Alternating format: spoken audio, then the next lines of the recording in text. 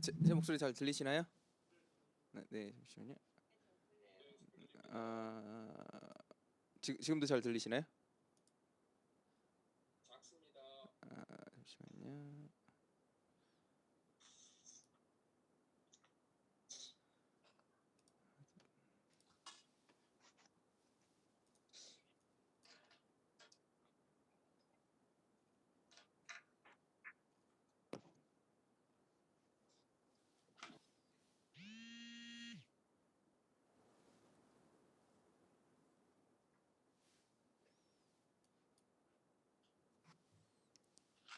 하나, 둘, 셋, 셋.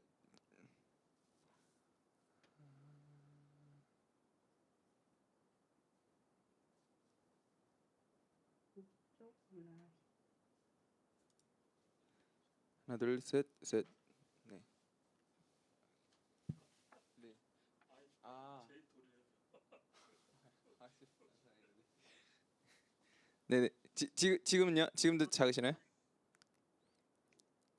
아까 처음보다는 조금 작습니다. 네. 처음이 낫다는 말씀이신 거죠? 네. 지금이 낫다는 말씀이신 거죠? 들려요. 목사님 잘 들려요. 네네. 그럼 이렇게 하겠습니다.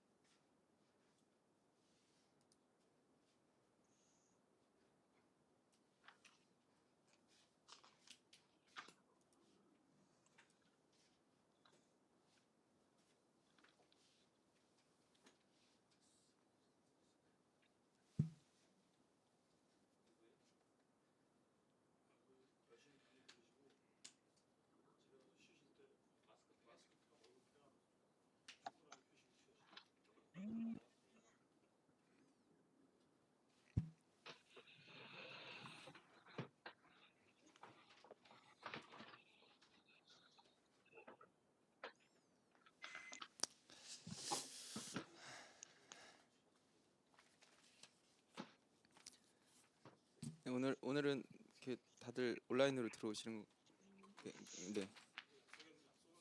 네. 너무 안 들어오셔서 네.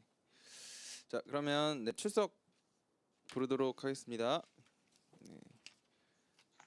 권호성 집사님. 네. 네.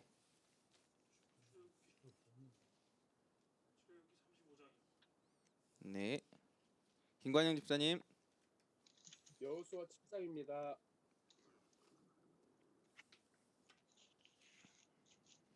김상분 집사님.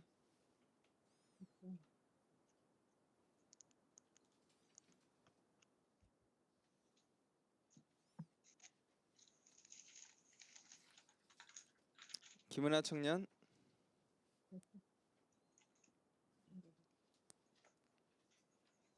네, 은하자매.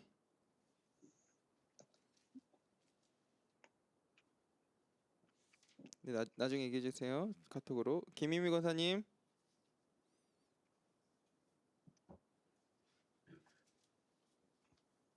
김태성 집사님. 네.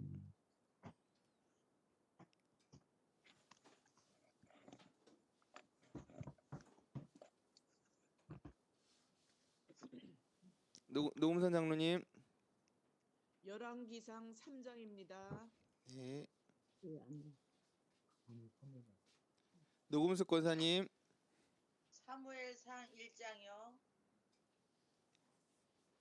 문인자 집사님. 사사기 4장이요.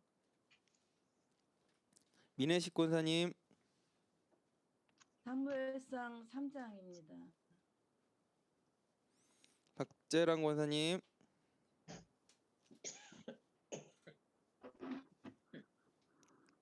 네, 서희덕 권사님.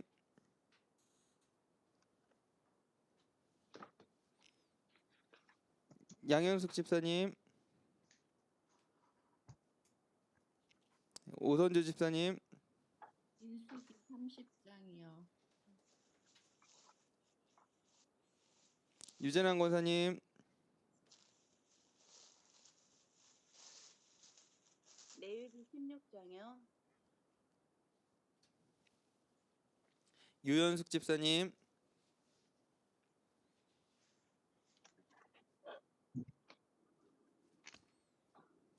이동숙 권사님, 사무엘하 13장이요.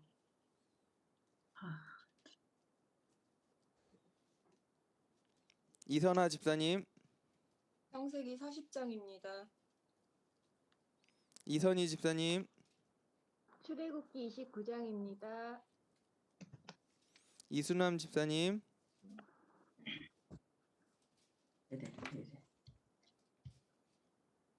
이재화 권사님, 네,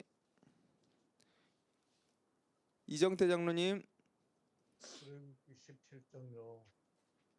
네, 이종미 권사님, 사사기 7장이요. 이종수 집사님, 임혜경 권사님, 사무엘 하까지 읽었습니다. 네,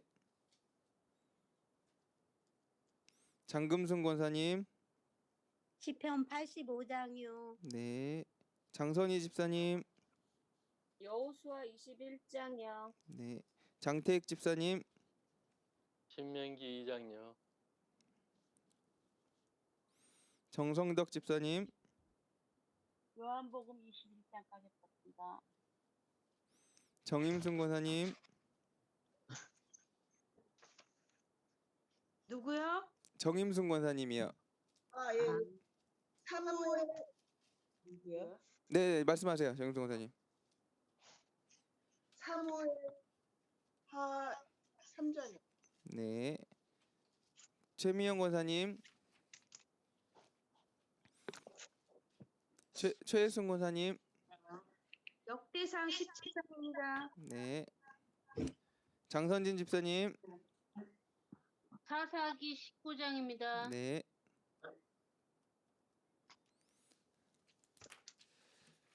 네, 네, 잠시만요.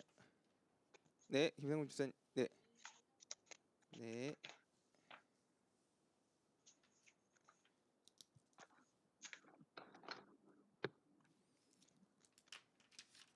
네, 혹시 제가 출석 못 부르신 분은 나중에 남겨주시면 제가 도착하도록 하겠습니다.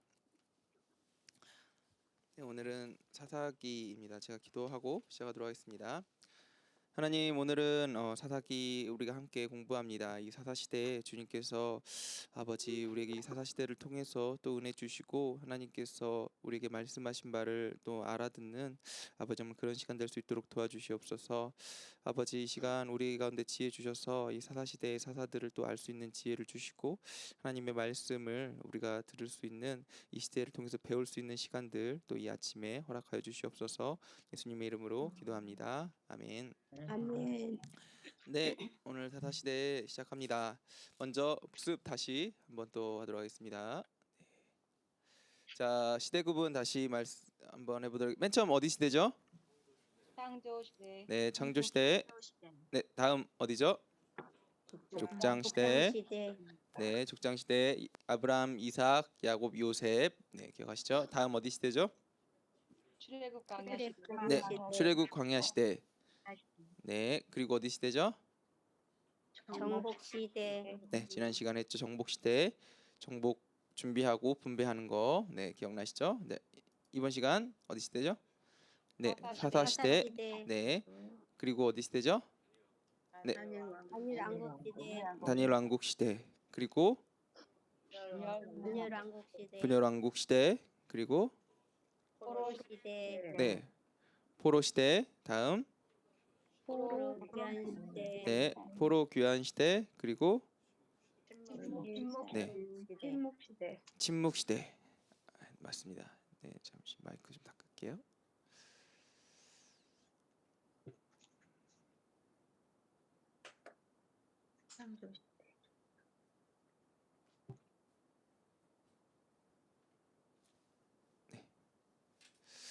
자, 오늘은 이제 사사시대에 들어갑니다. 네, 사사시대의 배경을 먼저 설명해 드리도록 할게요. 지난 시간에 우리가 정복시대 같이 여호수아의 그 가나안 땅을 정복하는 정복시대에 대해서 함께 공부했습니다. 네, 기억하시죠? 정복시대 우리가 먼저 모세를 통해서 이스라엘 백성들이 요단강 이 동편 쪽 정복하는 것들에 대해서 이 먼저 이야기를 듣고 여호수아와 갈렙 그 2세대들이 요단강을 건너서 여리고부터 시작해서 네, 어디를 먼저 정복했죠? 네, 여리고와 아이성을 정복하고 그리고 나서 가나안 남쪽 그리고 가나안 북쪽을 정복했다고 말씀드렸어요.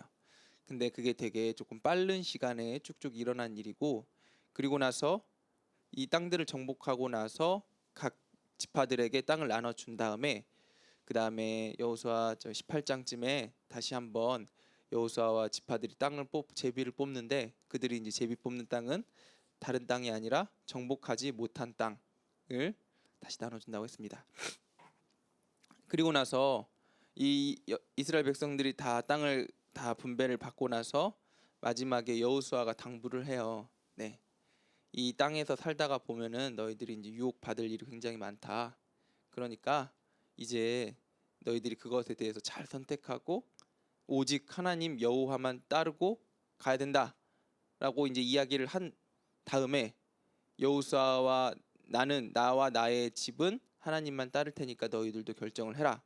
그래서 이스라엘 백성들도 이 여호수아의 이야기를 듣고 우리도 여호와를 따르겠습니다 하면서 여호수아가 마치게 됩니다. 그리고 나서 이제 여호수아가 곧 죽겠죠. 오늘 사사기에 여호수아가 죽는 이야기가 나와요 초반에. 그래서 여호수아가 죽은 다음에 문제가 생겨요. 이제 또 뒤에 말씀을 한 번 더 드릴 건데 여호수아와 하나님을 아는 그 세대들이 싹 다 없어진 다음에 그 다음 세대에 문제가 생기는데 그 다음 세대 문제가 생기는 이유는 아까 땅 분배를 했을 때 다 정복하지 않고 숙제를 남겨뒀어요. 그래서 그 숙제 때문에 이스라엘 백성들에게 이제 문제가 생기기 시작하는데 그 시대가 지금 바로 이 사사 시대입니다. 이 사사라는 단어의 뜻을 말씀드리자면은 사사는 판관하는 사람이에요. 그러니까 이 정의를 내려주는 사람을 사사라고 부르는데 이 당시에 예언자의 역할도 했고 그 다음에 리더의 역할도 했어요. 그런데 이 사사가 왕이랑 특별히 다른 점이 있어요. 여호수아와 모세는 전 이스라엘의 지도자였다면 이 사사는 각 지파의 어떤 대표하는 사람이에요. 그러니까 여호수아와 모세가 대통령의 직위를 대신하는 사람이었다면 이 사사는 제가 생각했을 때 시장 정도, 각 지방의 대장 정도가 될 수 있겠죠. 그래서 이 사사가 전체 이스라엘을 다 다스리지는 않았어요. 그래서 어떤 위험이 생겼을 때마다 뭐 예를 들면은 이 사사 시대 가장 큰 위험은 주변 나라의 침략이겠죠. 그래서 이 위험이 생겼을 때마다 그 지파의 대표로 있었던 사사가 이 모든 이스라엘을 대표하거나 아니면 혹은 이 지파를 위해서 싸우는 역할을 대신한 것. 그 정도가 이제 사사였기 때문에 사사가 전체 지파에 큰 영향력을 미치지는 못했다. 뭐 그 정도만 알고 계시면 좋겠습니다. 자, 좀 더 배경 설명을 하고 넘어가겠습니다. 자, 우리 가나안 땅은 어떤 곳일까? 네, 이스라엘 백성들이 지금 땅을 분배받고 하나님께서 약속의 땅으로 보내셔서 이스라엘 땅이 정착했던 가나안 땅 어떤 곳일까? 우리가 2강 때 말씀드렸습니다. 가나안 땅은 네, 자, 이 지도 기억나시죠? 처음에 네 말씀드렸어요. 네, 우리 그림 그렸잖아요. 네, 기억나시죠? 여기 잠깐만요. 한 번 더 그려볼까요? 오랜만에. 자, 빵. 그리고 또 뭐였죠? 포크. 네, 그리고 또 뭐가 있었죠? 족발. 네, 그리고 네 닭다리 여기 이렇게 있었고, 그리고 뱀, 그리고 뱀혀. 자, 이게 이제 이스라엘의 배경이 되는 지도라고 해서 우리가 두 번째 시간에 다 같이 그림을 그렸어요. 아마 다 기억하실 거예요. 그래서 이 빵이 지중해, 그리고 이 포크가 나일강, 그리고 이 족발이 홍해. 그리고 여기 닭다리 위에가 갈릴리, 요단, 사해. 그리고 여기 뱀 머리가 페르시아만. 그리고 뱀 혀 2개가 네, 티그리스 강과 유프라테스 강이라고 말씀드렸어요. 자, 그래서 이 티그리스 강과 유프라테스 강 유역에서 강대국들이 발현을 했는데 우리가 크게 성경에는 2가지 정도만 아시면 돼요. 초반에는 바벨론과 아수르. 네.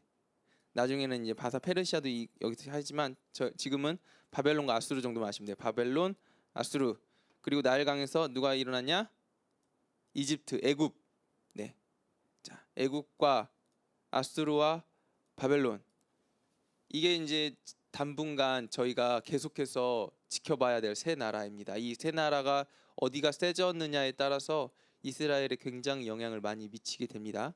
자, 그래서 여기가 각 나라들이 세졌을 때 이 남유다와 북이스라엘 혹은 이 이스라엘 전체가 막 되게 영향을 받고 이 애굽에 따라서도 영향을 받아요. 그래서 이 가나안 땅이 이쪽으로는 애굽이 세졌을 때 애굽이 이집트가 지금 다른 나라를 향해 진출하는 통로가 되고, 그리고 여기 아수르와 바벨론이 세졌을 때는 또 이 이스라엘을 통해서 애굽을 정복하는 통로가 돼요. 왜였죠? 여기가 뭐라고요? 사막이 사막. 길이 없어요. 네. 그래서 이렇게 가면 좋겠지만 일로는 갈 수가 없어요. 그래서 여기로밖에 갈 수가 없는데 여기 길목에 바로 가나안 땅이 있었다. 그리고 나중에 우리가 여기 뭐가 있는지 아세요? 이쯤에 여기 구부르 섬이 있고 이 위쯤에 로마가 있어요. 지도 좀 약간 애매한데, 네, 여기 로마가 있고, 그래서 여기 이 지방에도 되게 센 민족들이 많이 살고 있었어요, 사실상. 그런데 우리가 지금 나중에 삼손으로 인해서 우리가 막는 민족이 어디 민족이죠? 블레셋. 네. 나중에 이제 계속해서 싸우게 되는 민족 중에 하나가 블레셋인데, 블레셋은 여기 살던 민족은 아니었어요. 예, 이 동네에 살던 민족이었는데 여기 이제 지들끼리 싸우다가 네, 여기 이제 우리 여기서 이제 좀 밀려난 것 같아요. 그래가지고 배를 타고 이쪽으로 정착을 하게 된 거죠. 이렇게 내려와서. 그래서 여기 해안 지방에 배를 타고 와갖고 정착하게 된 민족이 블레셋 민족이에요. 네.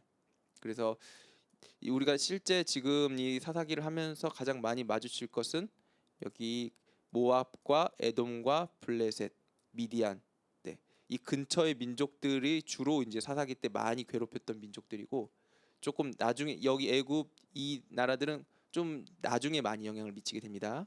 그래서 가나안 땅은 딱 보기에도 지금 맛있게 보이는 노른자 땅, 누구나 다 노리는 땅. 그래서 여기 주변의 강대국들이 항상 호시탐탐 노리는 그런 땅이다. 네. 우리가 생각했을 때 적과 꿀이 흐르는 좋은 땅이라고 하나님께 얘기하셨지만 실상은 강대국들이 다 노리는 그런 땅이다. 여기서 전쟁이 끊임없는 땅이다라는 것들을 다시 한번 말씀드렸습니다.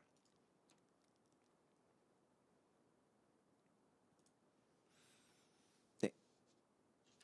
그래서 이거죠. 결론은 하나님께서 함께 해주셔야 살 수 있는 땅이다. 네. 가나안 땅은 눈에 보이기에 좋지만 그만큼 노리는 사람도 많기 때문에 하나님께서 꼭 함께 해주셔야만 살 수 있는 땅. 그래서 하나님께서 이런 땅에다가 이스라엘 백성들을 갖다 놓으신 이유가 분명히 있습니다. 네. 그게 뭐냐? 하나님은 이스라엘 백성들에게 이런 것들을 원하셨어요. 뭐냐면 이스라엘 백성들을 통해서 이스라엘을 세우실 때 이런 나라를 세우시길 원하셨거든요. 하나님이 왕이 되시는 나라, 그리고 그런 하나님이 말씀으로 다스리시는 나라, 그리고 백성들은 그 말씀에 순종하는 백성. 이런 나라로 만드시기 위해서 하나님께서 이스라엘 백성들을 이 가나안 땅에 넣고 훈련을 시키신 거죠. 네. 여기 보시면 이 적과 꿀이 흐르는 땅 가나안은 아까 말씀드렸듯이 세상적 유혹, 많은 유혹이 많이 흐르는 땅이 바로 가나안 땅이었습니다. 그리고 전쟁이 끊임없는 땅이 바로 가나안 땅입니다. 자, 이제 이스라엘 백성들의 시대적 상황을 조금 더 우리가 구체적으로 보자면 이스라엘 백성들이 광야에 있을 때 뭐 먹고 살았죠? 네, 메추라기의 만나. 노력으로 인해서 먹고 산 게 아닙니다. 그리고 메추라기와 만나는 모을 수 있는 게 아니었어요. 네, 불을 축적할 수 있지 않았습니다. 이스라엘 백성들이 40년 동안 광야를 돌면서 한 거라고는 하나님께서 가라면 가고 멈추라고 하면 멈추고 그리고 하나님 앞에 예배드린 것, 네. 스스로 뭐 땀을 흘린다거나 이런 것들 전혀 없었어요. 전쟁도 다 하나님께서 해주신 거잖아요. 그런데 자, 지난주에 이스라엘 백성들이 요단을 건너서 길갈에 진을 쳤을 때 하나님 앞에 세 번째 유월절을 보냈을 때 무슨 일이 일어났나요? 만나가 그쳤어요. 네. 이제 자기 손으로 일해서 먹고 살아야 되는 때가 오게 된 것입니다.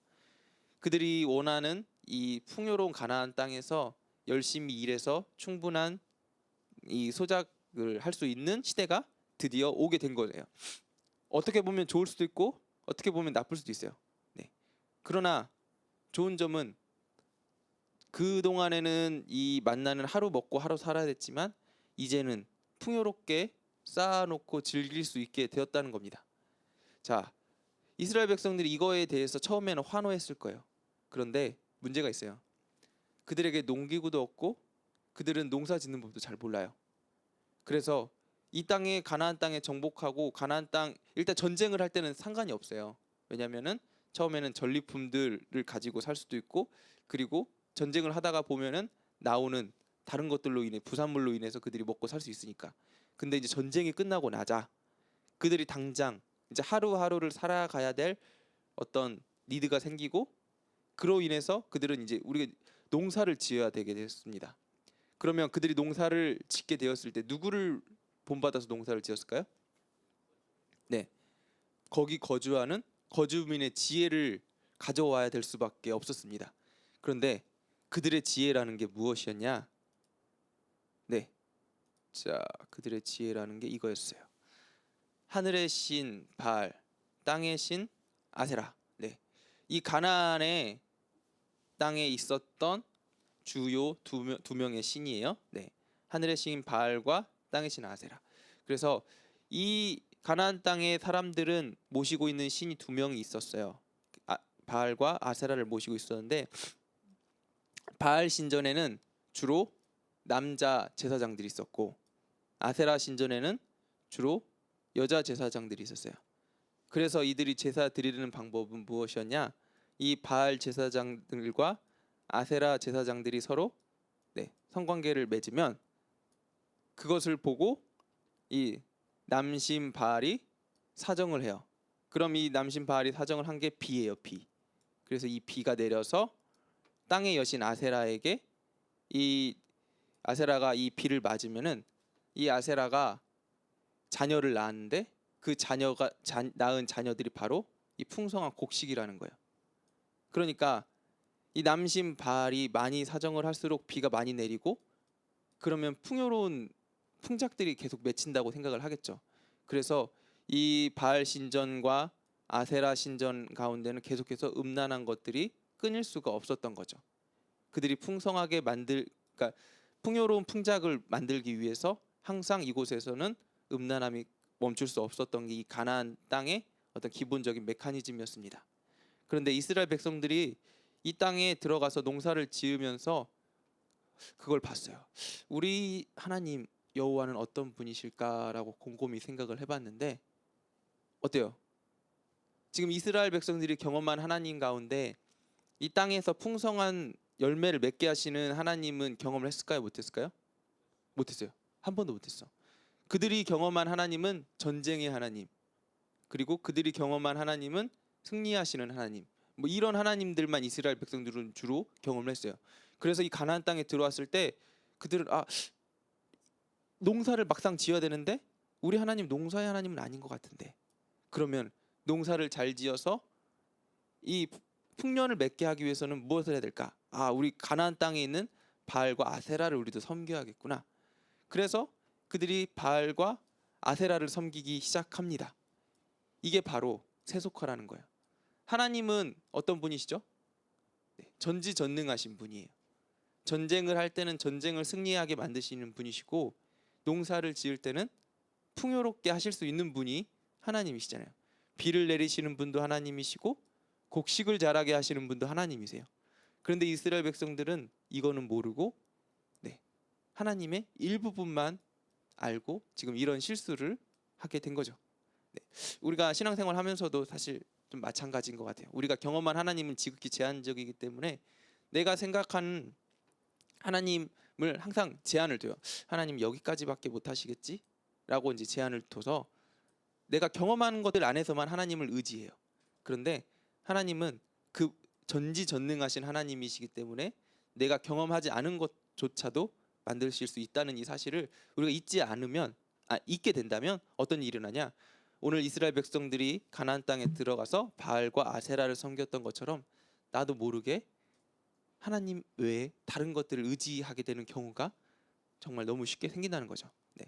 이스라엘 백성들이 오늘 이렇게 되었다는 겁니다. 다음 장 넘겨볼게요.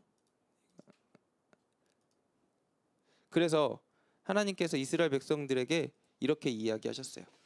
내 하나님 여호와께서 내가 들어가서 쫓아낼 그 민족 앞에서 그 사람들을 가나안 민족들을 다 멸절하고 내가 그 땅을 차지하고 거주하게 할 때에 내가 스스로 삼가 내 앞에서 멸망한 그들의 자취를 밟아 올무에 걸리지 말라.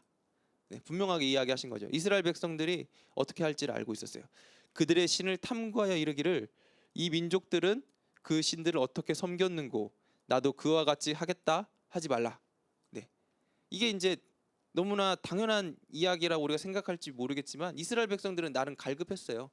가나안 땅에 들어가 농사는 지어야겠고 농사를 지을 때 풍년을 맺어야겠는데 어떻게 하면 우리가 더 잘 농사를 지을 수 있을까 고민하는 끝에 더 잘 살기 위해서 더 행복해지기 위해서 고민한 끝에 연구한 거죠. 가나안 사람들은 어떻게 잘 살았을까. 그래서 이 민족들은 실은 어떻게 섬겼는고 나도 그와 같이 하겠다라고 이제 하나님께서 미리 알고 이스라엘 백성들에게 이야기하셨습니다. 자, 여기 보이시죠? 우상 숭배는 자신의 욕심을 충족시키기 위해 만든 것.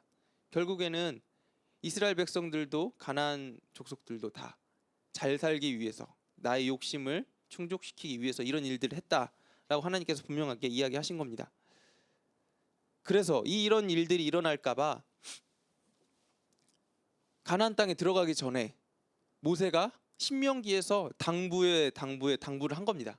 자, 분명히 출애굽기에 이 광야를 돌면서 모세가 율법을 이스라엘 백성들에게 하나님의 율법을 같이 이야기하고 또 40년 동안 이야기를 했을 거예요. 그런데 모세는 이 가나안 땅에 들어가기 전에 이 평야에 모여서 이스라엘 백성들을 다 모아놓고 그 과거를 회고하면서 분명하게 다시 이야기합니다. 너희들이 하나님만 섬겨라.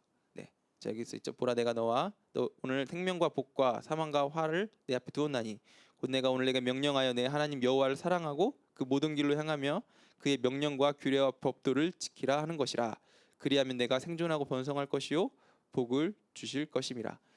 하나님의 율법을 지키면 복을 받고 하나님의 말씀대로 살지 못하면 저주를 받는다라고 분명하게 이스라엘 백성들에게 경고를 하고 다짐을 받고 그리고 그것들을 기록하고 심지어 노래로도 만들고 이스라엘 백성들에게 계속해서 신명기 6장에 보면 그런 얘기 나오죠. 어딜 가든지 손에도 메고 머리에도 달고 네 눈에 보이는 곳에 어디다든지 다 놓고 그 말씀을 네 몸에서 띄워놓지 말고 항상 하나님 말씀대로 살아가라 라고 모세가 계속해서 이야기하는 것이 바로 이것입니다.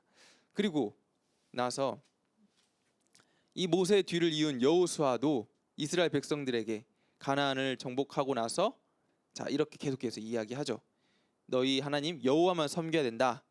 그래서 이 비석도 세우고 그리고 하나님의 말씀을 이스라엘 백성들에게 이야기도 하고 그리고 마지막에 이스라엘 백성들을 모아놓고 선서도 시켜요. 자 어디로 갈래? 하나님만 섬길래? 아니면 다른 신들도 섬길래? 이렇게 여호수아도 당부를 하는 겁니다. 자 이게 이제 기본적인 거기 때문입니다. 가나안 땅에서 잘 사는 방법은 욕심에 집중하는 것, 세상의 방법을 따르는 게 아니라 뭐죠? 하나님만 사랑하고 하나님만 섬기는 것, 하나님의 말씀에 순종하는 것. 잘 사는 방법이 다른 것에 있는 것이 아니라 하나님을 따르는 것에 있다라고 계속해서 이야기하고 결단시키고 순종해요. 그리고 하나님은 이걸 알려주시기 위해서 가나안 땅을 정복했을 때 지난 시간에 계속해서 반복했죠. 이스라엘 백성들에게 이런 것들을 먼저 연습시키고 훈련시키고 정복시키고 이것들을 다 경험하게 했습니다. 그래서 여호수아와 가나안 땅을 정복한 여호수아의 세대들은 이거를 몸으로 다 체득한 사람들이었어요. 아, 하나님을 믿고 하나님을 따르면 우리가 잘 살 수 있구나. 그래서 적어도 이 세대만큼은 잘 살았습니다. 그런데 문제는 그 다음이죠. 네, 땅을 분배받은 자손들, 여호수아 그 이후의 자손들에게도 이것들을 잘 전수하기 위해서 하나님께서 하신 일이 뭐냐면 이 레위인들을 48성읍에 흩어지게 해서 말씀과 예배에 집중하게 만들고, 그리고 남은 백성들에게도 숙제를 남겨두죠. 어떤 숙제요? 가나안 족속들을 진멸하고, 그리고 이 레위인들의 직무를 위해서 11조를 바쳐라. 그러니까 레위인들을 잘 도와서 하나님 앞에 예배를 잘 드리고 하나님 앞에 잘 서나가라. 자, 이게 숙제였어요. 그리고 이게 바로 하나님께서 말씀하신 신앙을 이어나가는 방법이었어요. 자, 그런데 문제가 생깁니다. 네, 여기 뭐라고 써있죠? 신앙 전수 실패. 사사기 2장 10절에 보면 이렇게 나와요. 그 세대의 사람도 다 조상들에게 돌아갔고 그 후에 일어난 다른 세대는 여호와를 알지 못하며 여호와께서 이스라엘을 위하여 행하신 일도 알지 못하더라. 너무 안타까운 일이 이스라엘 가운데 지금 생기게 된 거죠. 자, 여기 보시면 여기 지금 굉장히 많은 실패들이 쫙 있어요. 자, 이게 뭐냐? 하나님께서 이스라엘 백성들이 아까 숙제를 남겼다고 했죠. 어떤 숙제요? 정복하는 거. 네. 아까 가나안에 정복하고 나서 여호수아가 아직 정복하지 못한 많은 땅들을 이스라엘 백성들에게 다 족속들에게 나눠주면서 자, 이제 너희들을 우리가 함께 정복한 거 이제 너희들끼리 가서 한번 해봐. 쉽잖아. 지금 불가능한 거 하나님께서 도우시면 다 할 수 있다는 거 너희들 경험했잖아. 이제 너희들끼리 가서 하면 돼. 하기만 하면 돼. 너희들이 하면 하나님께서 도와주실 거야 라고 이야기하면서 남겨줬어요. 자, 지난 시간에 이스라엘 백성들이 정복한 게 뭐였죠? 병거, 철병거, 무서운 철병거도 정복했고, 그리고 안악자손, 그런 뛰어난 육체적인 것들도 다 정복하고, 그리고 높은 성벽, 여리고성의 높은 성벽도 다 정복했어요. 그들이 결코 할 수 없었던 불가능한 것들 누가 도우셔서? 하나님이 도우셔서 했습니다. 자, 여기 남은 사람들, 남은 것들 사실 거기에 비하면 별거 아니었어요. 그렇지만 이들이 이제 각자 자기의 자리로 돌아갔는데 그들의 눈앞에 보이는 현실이 다 너무 크게 보인 거죠. 그래서 여기에 살고 있었던 가나안 족속들을 다 정복을 했어요? 못했어요? 못했어요. 놔뒀어요. 하려고 노력은 했는데 눈앞에 어려움들, 그리고 철병거들, 그리고 또 시간이 없다는 이유. 그러니까 여러 가지 그들 나름대로의 아마 다 핑계들이 있었을 거예요. 아, 이래서 못하고 저래서 못하고. 그래서 결론적으로 그들은 하나님께서 말씀하신 그 목표를 다 실패하게 되었습니다. 가나안 족속을 진멸하라는 하나님의 이 명령. 그 명령을 실패한 가장 큰 원인이 뭐에 있다고요? 하나님을 의지하지 못한 것. 분명히 하나님을 의지하고 하나님의 말씀대로 나아가는 모든 사람들은 이 일들을 할 수 있다고 말씀하셨는데 이스라엘 백성들은 하나님을 의지하지 않고 누구를 의지했을까요? 바알과 아세라. 거기에 있었던 가나안 신들. 하나님은 여기 전쟁할 때만 우리를 도와줬던 신이야. 여기 가나안 땅에서는 우리를 돕지 못해. 이 가나안 땅에서 우리를 도울 건 뭐냐? 이 땅에 살고 있었던 사람들이 믿고 있었던 바알과 아세라야. 그들 마음 가운데, 그들 생각 가운데 그것이 들어오게 되자 그들은 하나님을 바라보지 않고 그 땅의 다른 신들을 바라보게 되고, 결국 그 땅의 다른 신들을 바라보게 된다는 것은 뭐예요? 자기 자신을 믿게 되고 하나님을 떠나게 돼. 그래서 그들은 결국 하나님의 이것들에 대해서 실패하게 되었습니다. 그런데 그들의 실패는 그들의 실패에서 끝난 게 아니에요. 이들이 땅을 정복한 것을 실패하게 되고 하나님을 떠나게 되니까 이들 가운데 있었던 레위인들에게 11조를 줄 수 있었을까요? 없었을까요? 없었어요. 하나님을 예배하지 않는데 어떻게 하나님의 제사장들에게 11조를 낼 수 있을까요? 그러니까 이 레위인들에게 11조를 주지 못하고 레위인들을 섬기지 못하는 일들이 발생하니까 흩어졌던 48성읍의 레위인들은 어떻게 됐을까요? 네, 다 굶어 죽거나 아니면 살 길을 찾아 떠나거나 혹은 같이 세속화가 되어서 돈을 벌 길을 찾아 떠나거나 이런 일들이 우리 사사기 나중에 17장에 나오게 돼요. 17장에 이렇게 이런 결과로 단지파의 레위인, 네, 아주 안타까운 레위인의 이야기가 나오게 됩니다. 신앙 전수가 실패하게 된 것입니다.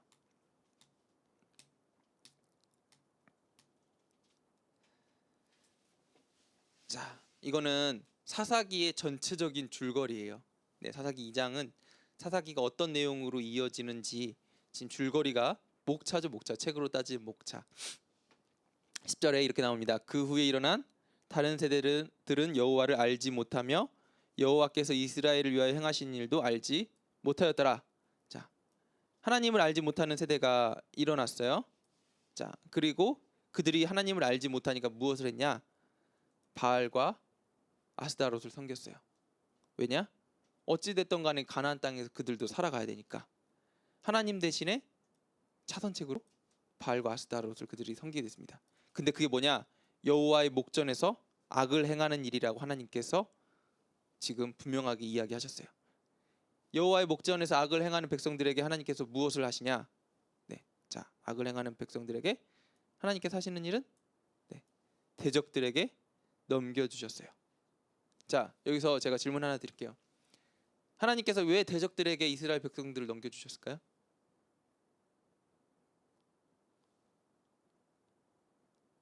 망하게 하려고. 너희들 한번 당해봐라. 네, 마치 노아의 홍수 시대에 이스라엘 인류가 하나님을 떠나서 악을 행해서 다 쓸어버리고 내가 새롭게 뭔가를 만들겠다라고 한 것처럼 이스라엘 백성들 다 죽여버리려고 대적들에게 넘겨주신 걸까요? 네, 아니라는 거예요. 네, 여기서 이게 되게 중요해요. 이 대적들에게 넘겨주신 이유는 훈련이에요. 훈련. 네, 여기 이제 사사기에 나오는데 전쟁을 알지 못하는 백성들에게 네, 그들에게 하나님을 알게 시험하려 하나님께서 이런 일을 하셨다라는 어떤 말씀이 이제 나오게 돼요. 그래서 하나님께서 이 대적들을 넘겨주신 이유, 그것은 이스라엘 백성들을 너희들 대적들에게 다 망해서 없어져라 이게 아니라 그들이 이길 만한, 나중에 여기 사산을 주시잖아요. 네, 하나님께서 이들이 이길 만한 대적을 만들어 주셨고, 그리고 이 대적들을 통해서 이스라엘 백성들을 돌아오게 하시려고 네, 긴장하게 하시려고 대적들에게 주신 거다라는 이거를 우리가 먼저 잘 알아야 합니다. 그래서 이렇게 대적들이 넘겨주셔서 이스라엘 백성들이 하나님을 찾죠. 그때서야 아, 네, 우리가 잘못했구나. 왜냐? 전쟁의 신은 누구예요? 네, 누구예요? 하나님. 그들이 경험한 전쟁의 신은 하나님이에요. 이런 어려움에 처했을 때 누가 도와주실 수 있는 것을 그들이 경험했어요? 하나님. 이거는 분명히 경험했거든요. 그렇기 때문에 그들은 하나님께 도와주십시오 간구를 했어요. 그때 하나님께서 지금 누구를 세우냐? 방금 이야기한 것처럼 사사들을 세우셔서 이 어려움을 잠시 이기게 도와주셔요.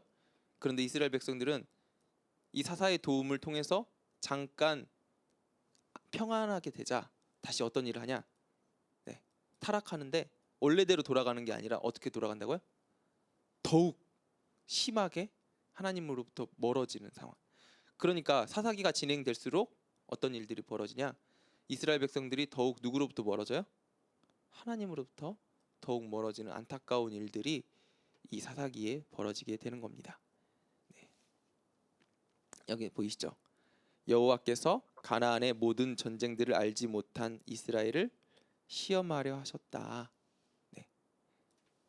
가나안 땅에서 전쟁을 경험한 이스라엘 백성들 여호수아와 그의 시대 사람들은 하나님을 잘 믿고 하나님 아래 있었지만 전쟁을 경험하지 못했던 그 다음 세대들은 하나님을 떠났어요.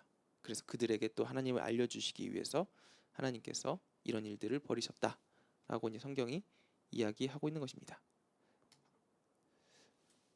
자, 그런 상황 가운데서 이렇게 12명의 사사가 등장합니다.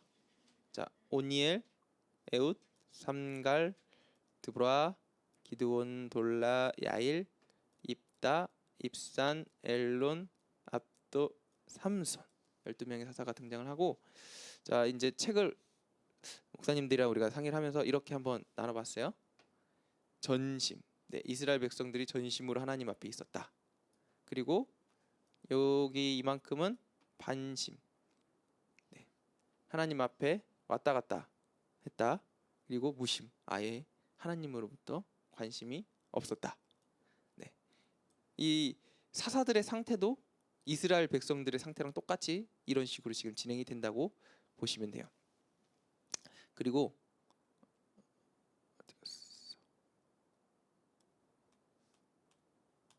이 사사들을 나눌 때 대사사와 소사사로 나뉘어요. 네, 대사사랑 소사사로 나뉘는 기준이 뭘까요? 네, 기간. 네. 뭐냐면은 우리가 성경에서 대소로 나눌 때는 주로 분량이에요, 분량. 네, 그냥 많이 등장하느냐, 조금 등장하느냐 성경에. 이게 뭐 중요하고 더 대단하고 안 대단하고의 문제가 아니라 분량의 문제인데, 여기 오니엘, 에웃은 많이 등장해서 대사사고, 삼갈은 한 줄 등장해서 소사사. 그리고 드보라, 기드온까지는 또 많이 등장해서 대사사고, 돌라, 야일은 소사사. 그리고 입다는 또 많이 나와서 대사사고, 입산, 엘론, 압도는 또 짧게 나와서 소사사. 그리고 삼손은 또 많이 나와서 대사사. 그래서 이 대사사랑 소사사라고 나누는데 그냥 분량이라는 사실만 알아두시면 될 것 같고, 분량이 많든 적든 간에 이 사사들은 하나님께서 세우셨는데, 중요한 것은 아까 말씀드렸듯이 전심, 반심, 무심으로 나누는 것처럼 하나님 앞에 처음에 이 온니엘이라는 사사는 정말 하나님께서 기뻐하시는 사사였고, 가면 갈수록 어떻게 된다고요? 사사들마저 타락하는 시대. 네. 얼마나 혼란스럽겠어요. 하나님께서 세우시는, 사용하시는 사람들마저 타락하는 시대. 심지어 하나님의 제사장들인 레위인마저 타락하는 시대. 이 시대가 바로 사사시대라고 말씀드리고 싶습니다.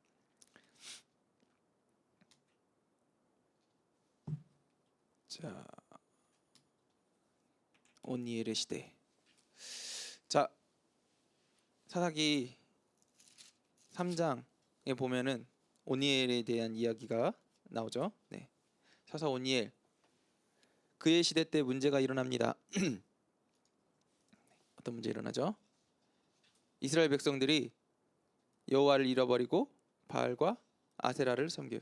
근데 이게 막 되게 오래된 일이 아니에요. 이 오니엘은 누구죠? 네, 갈렙의 조카. 네, 그러니까 세대가 굉장히 오래된 시대가 아니야. 이스라엘 백성들이 가나안 땅에 들어가서 얼마 있지 않고 금방 바알과 아세라를 섬겼어요. 심지어 이 시대 때는 갈렙도 살아 있었어요. 네, 그런데 이런 일들이 지금 눈앞에서 목전에서 벌어집니다. 그래서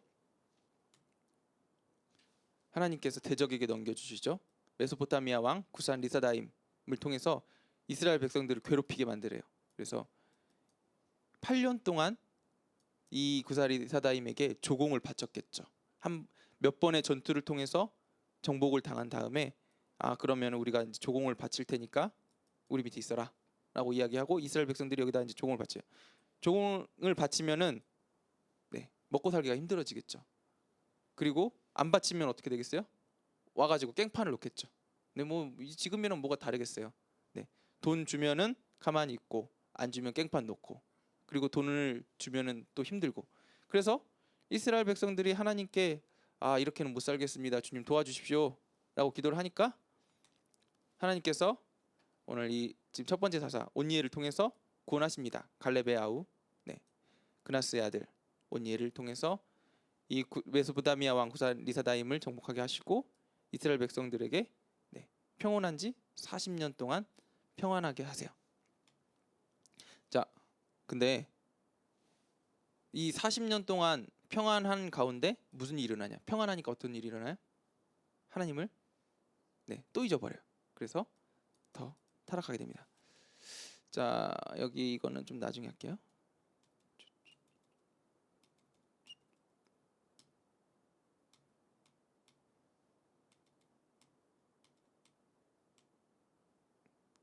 그리고 다음 두 번째 사사가 에훗입니다. 에훗.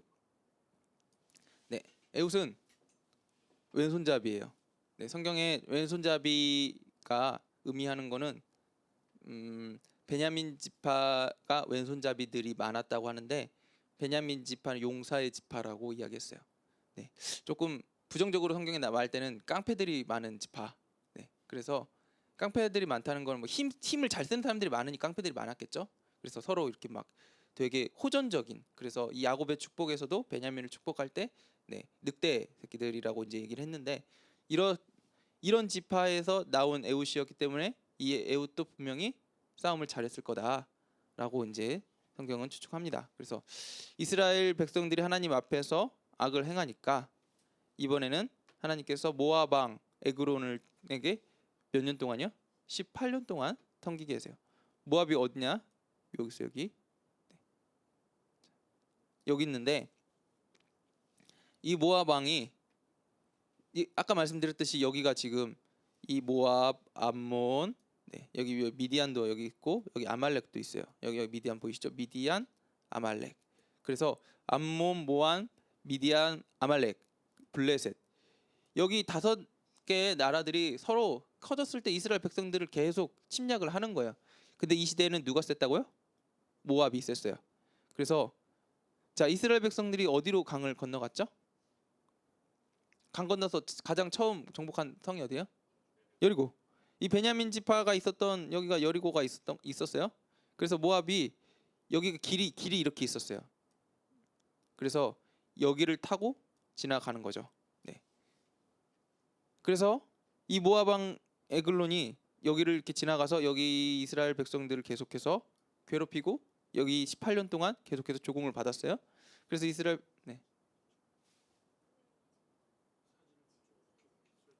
네네 안 보이시는구나.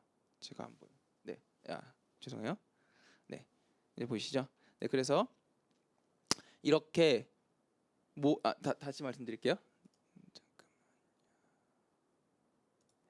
자, 이스라엘이 이렇게 있으면은 여기 암몬 그리고 여기 모압 그리고 여기가 미디안 그리고 여기가 아말렉 족속 그리고 여기가 아까 말씀드렸듯이 해안을 따라서 위에서 내려온 블레셋 족속이 살고 있었어요.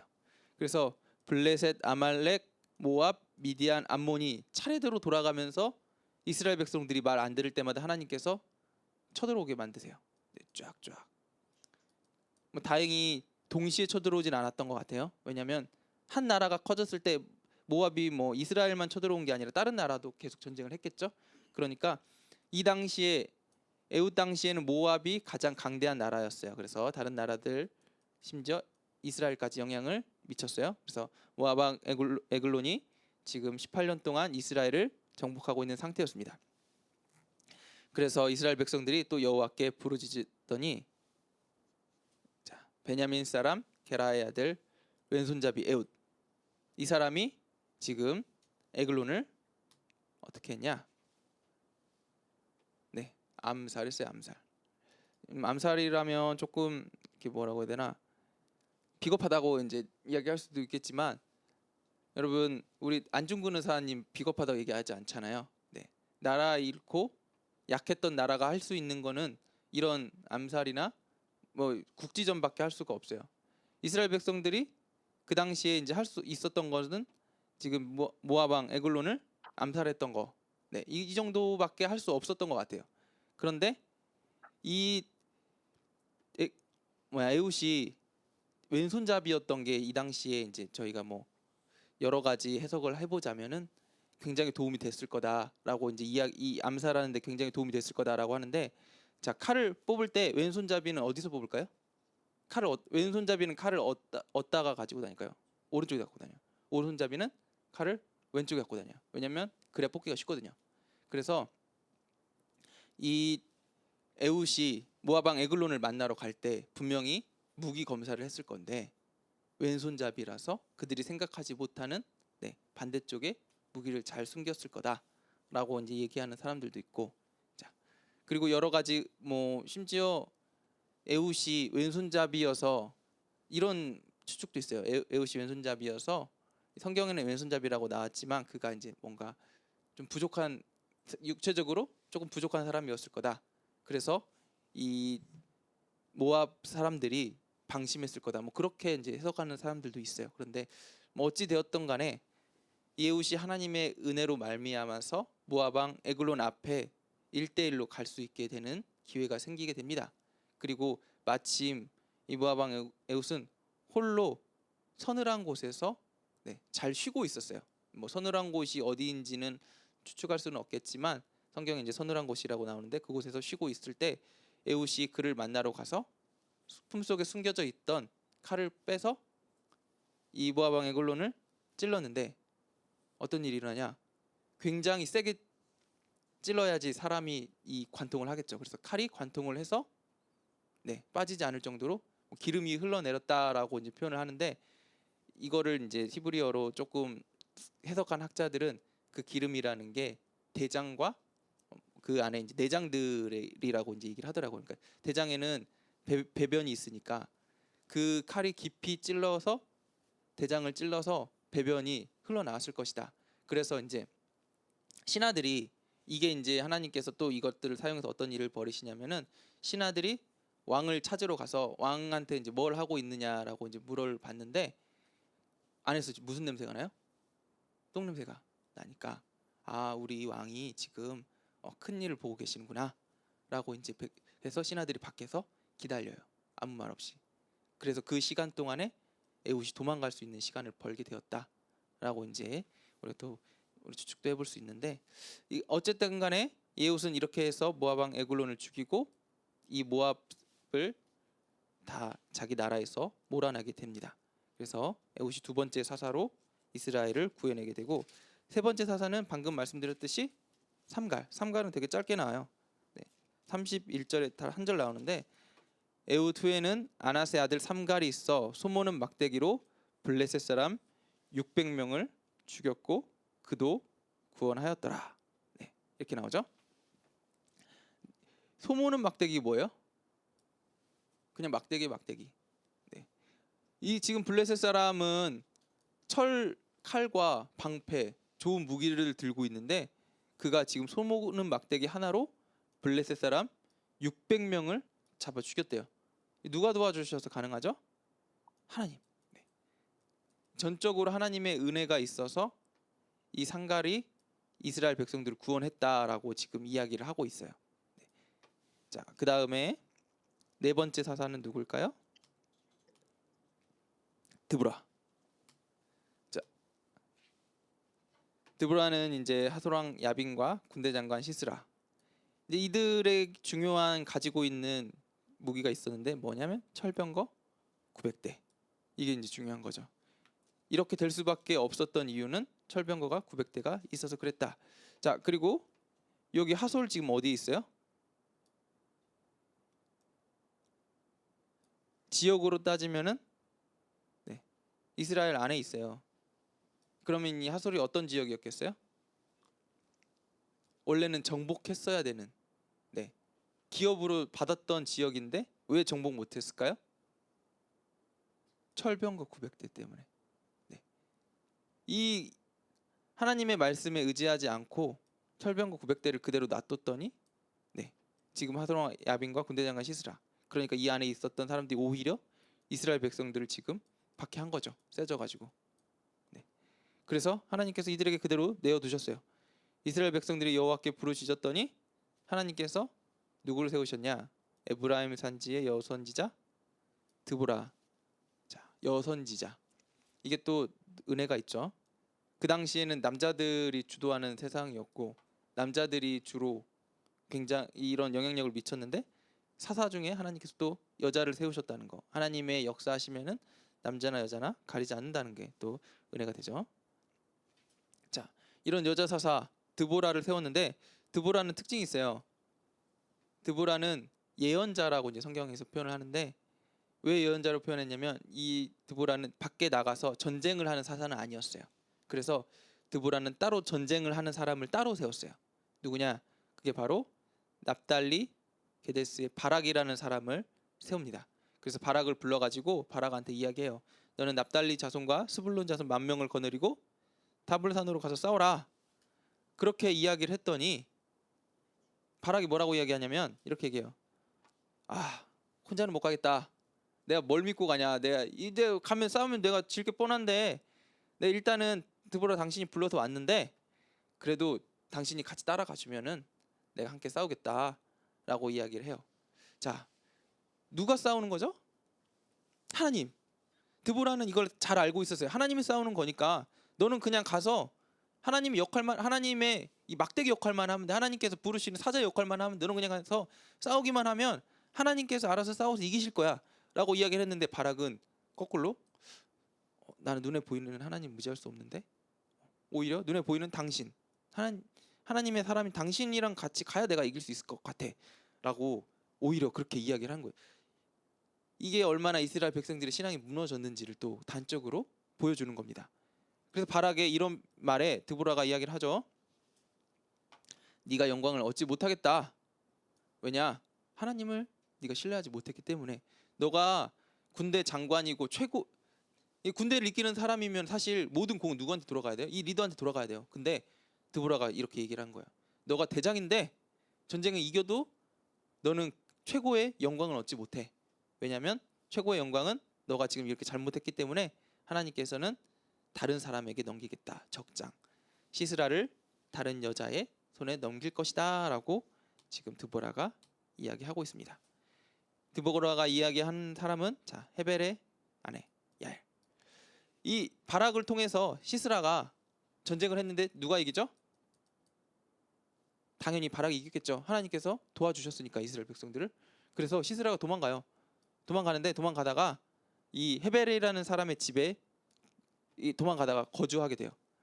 그래서 이 헤벨의 아내가 들어오라고 우리 집에서 조금만 쉬다가 가라고 머물다 가라라고 이야기를 하고 나서 그에게 따뜻한 우유를 주어서 그를 잠들게 합니다. 네. 그리고 이게 방심하고 자고 있을 때 그의 아내 야엘이 지금 머리에 뭘 하죠? 말뚝 어디서 났을까요?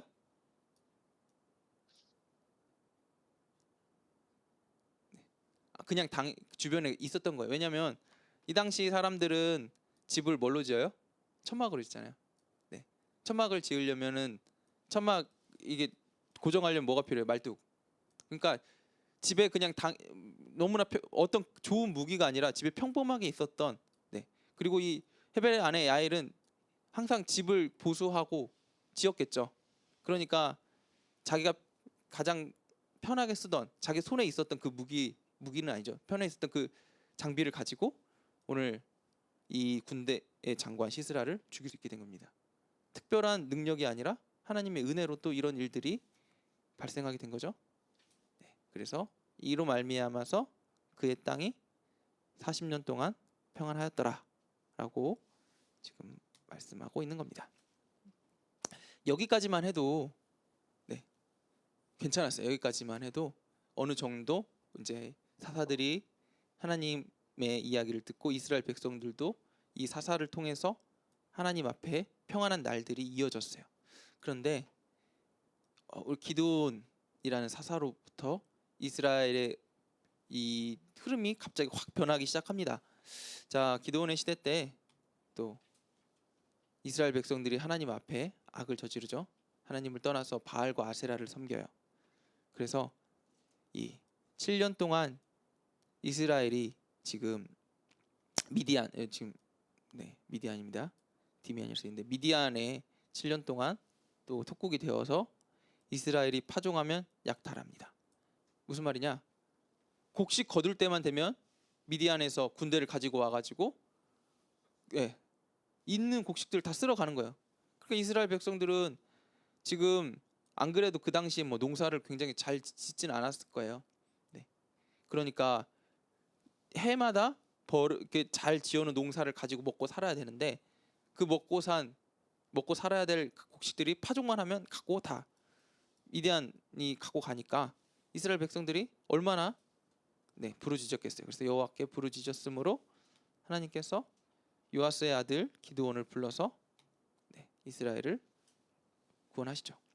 자, 기드온은 굉장히 길게 나와요, 성경에. 자, 기드온의 이제 부르는 이야기를 잠깐만 들려드리면, 기드온은 하나님께서 부르시니까 이렇게 이야기하죠. 주님, 내가 무엇으로 이스라엘을 구원하리까? 보소서 나의 집은 므낫세 중에 극히 약하고 나의 아버지 집에서 가장 작은 자다. 나는 진짜 보잘것없고 힘도 없다. 근데 이거를 이제 뭘로 알 수 있냐면은 기드온은 사실 굉장한 겁쟁이였어요. 어느 정도 겁쟁이였냐면 아까 말씀드렸잖아요. 타작할 때마다 누가 쳐들어온다고요? 미디안이 쳐들어와서 갖고 가니까 숨기려고 어디서 타작했냐면 포도주틀은 지면보다 아래에 있어요. 그래서 멀리서 보이지 않아. 그러니까 숨어서 곡식을 타작했다는 거예요. 원래 타작을 하는 곳이 따로 있었겠죠. 타작 마당이 원래 있었어요. 그런데 그곳에서 하는 것이 아니라 몰래 숨어서 생각지도 못한 곳에서 이렇게 타작을 할 정도로 약한 사람이었어요. 그리고 하나님께서 불렀을 때 하나님을 또 계속해서 의심을 했죠. 진짜 하나님 부르신 건가? 불러서 하나님의 사람이 와가지고 이 기드온에게 이제 가자고 이야기하니까 기드온이 이제 하나님 앞에 물어보죠. 이 하나님의 사람이 내가 준 음식을 먹으면은 진짜 하나님의 사람이 확실하다라고 이제 생각을 하고 주니까 하나님의 사람이 어떻게 해요? 음식을 먹은 게 아니라 음식에서 불을 피워가지고 하나님 앞에 향기로운 제물로 드려요. 그러니까 먹는 것보다 더 확실한 증거를 지금 기드온에게 보여준 거죠. 그런데 기드온은 그걸로도 만족하지 못합니다. 어떤 일을 하냐면은 자, 여기 보시면은 양털뭉치를 밤에 놔두고 그 밤에 주변에는 다 이슬이 맺힐 때 양털뭉치에는 이슬이 맺히지 않으면 하나님 뜻이다. 그러니까 하나님을 계속해서 시험을 해요. 그리고 하나님께서 지금 기드온에게 또 이야기를 하시는 것이 뭐냐면은 기드온아 너가 지금 가가지고 이게 또 되게 웃긴 게 기드온의 집안은 지금 기드온은 그 당시에 좀 유명한 집안의 자녀였어요. 그런데 그 집안에 뭐가 있었냐면은 바알과 아세라 신상이 있었대요. 이게 지금 얼마나 이스라엘 백성들이 타락했는지 그 실상을 우리에게 너무나 적나라하게 보여주는 거죠. 그래서 기드온에게 가가지고 너의 집에서 그 아빠가 아끼는 신상을 다 쪼개서 부숴버려라 라고 명령을 하세요. 기드온이 근데 낮에는 할 수가 없고 밤에 사람들 몰래 가가지고 신상을 다 때려 부숴요. 근데 이 신상이 그의 가족의 신상뿐만이 아니라 그 지방의 모든 사람들이 다 같이 경배하는 신상이었던 것 같아요. 그래서 몰려와가지고 이거 누가 부쉈느냐 찾아내라 라고 이야기하고 찾아냈더니 누구예요? 기드온. 근데 이제 그의 아빠가 변명을 하죠. 이게 정말 바알이 살아있는 신이면 그럴 수 있겠느냐? 하나님이 살아 계시니까 이런 일이 일어났다라고 이제 기드온을 옹호를 하고 기드온이 그때부터 별명이 붙어요. 뭐냐? 여룻바알. 바알을 부수는 사람. 바알을 물리치는 사람. 그러니까 바알을 대적하는 사람으로 그때부터 별명이 생깁니다. 그러니까 이 기드온이 원해서 된 게 아니라 어쩌다 보니까 하나님이 시켰고 그러다 보니까 자기도 모르게 바알을 대적하는 이스라엘의 사사로 그때부터 부름을 받은 거죠. 자, 하나님께서 기드온을 선택한 이유가 지금 뭐라고 써 있어요? 그가 뛰어난 용사여서가 아니라 약하고 겁쟁이라서. 왜 약하고 겁쟁이를 쓰신 거예요? 하나님께서 하신다는 것을 보여주시기 위해서. 하나님이 모든 일을 하신다는 것을 이스라엘 백성들에게 알려주시기 위해. 기드온이 만약에 뛰어난 용사였으면 네, 기드온이 했다라고 생각할 수 있는데 기드온이 이렇게 약하고 겁쟁이이기 때문에 하나님이 하신 일이 너무나 잘 드러나기 때문에 하나님께서는 기드온을 부르신 겁니다. 자, 그래서 기드온을 통해서 전쟁을 하실 때도 똑같은 일을 하세요. 자, 기드온아, 너 나가서 지금 너를 지금 이스라엘 백성들을 괴롭히는 미디안 사람들과 전쟁을 해라 라고 이야기했을 때 기드온이 몇 명을 뽑냐면 32,000명을 뽑아요. 아, 이 정도면 되겠다 라고 32,000명을 뽑아요. 그런데 하나님께서 지금 이렇게 얘기하시죠. 네, 스스로 자랑하기를 내 손이 나를 구원하여 할까 함이니라. 니들이 잘해서 한 걸로 나는 말하고 싶지 않다.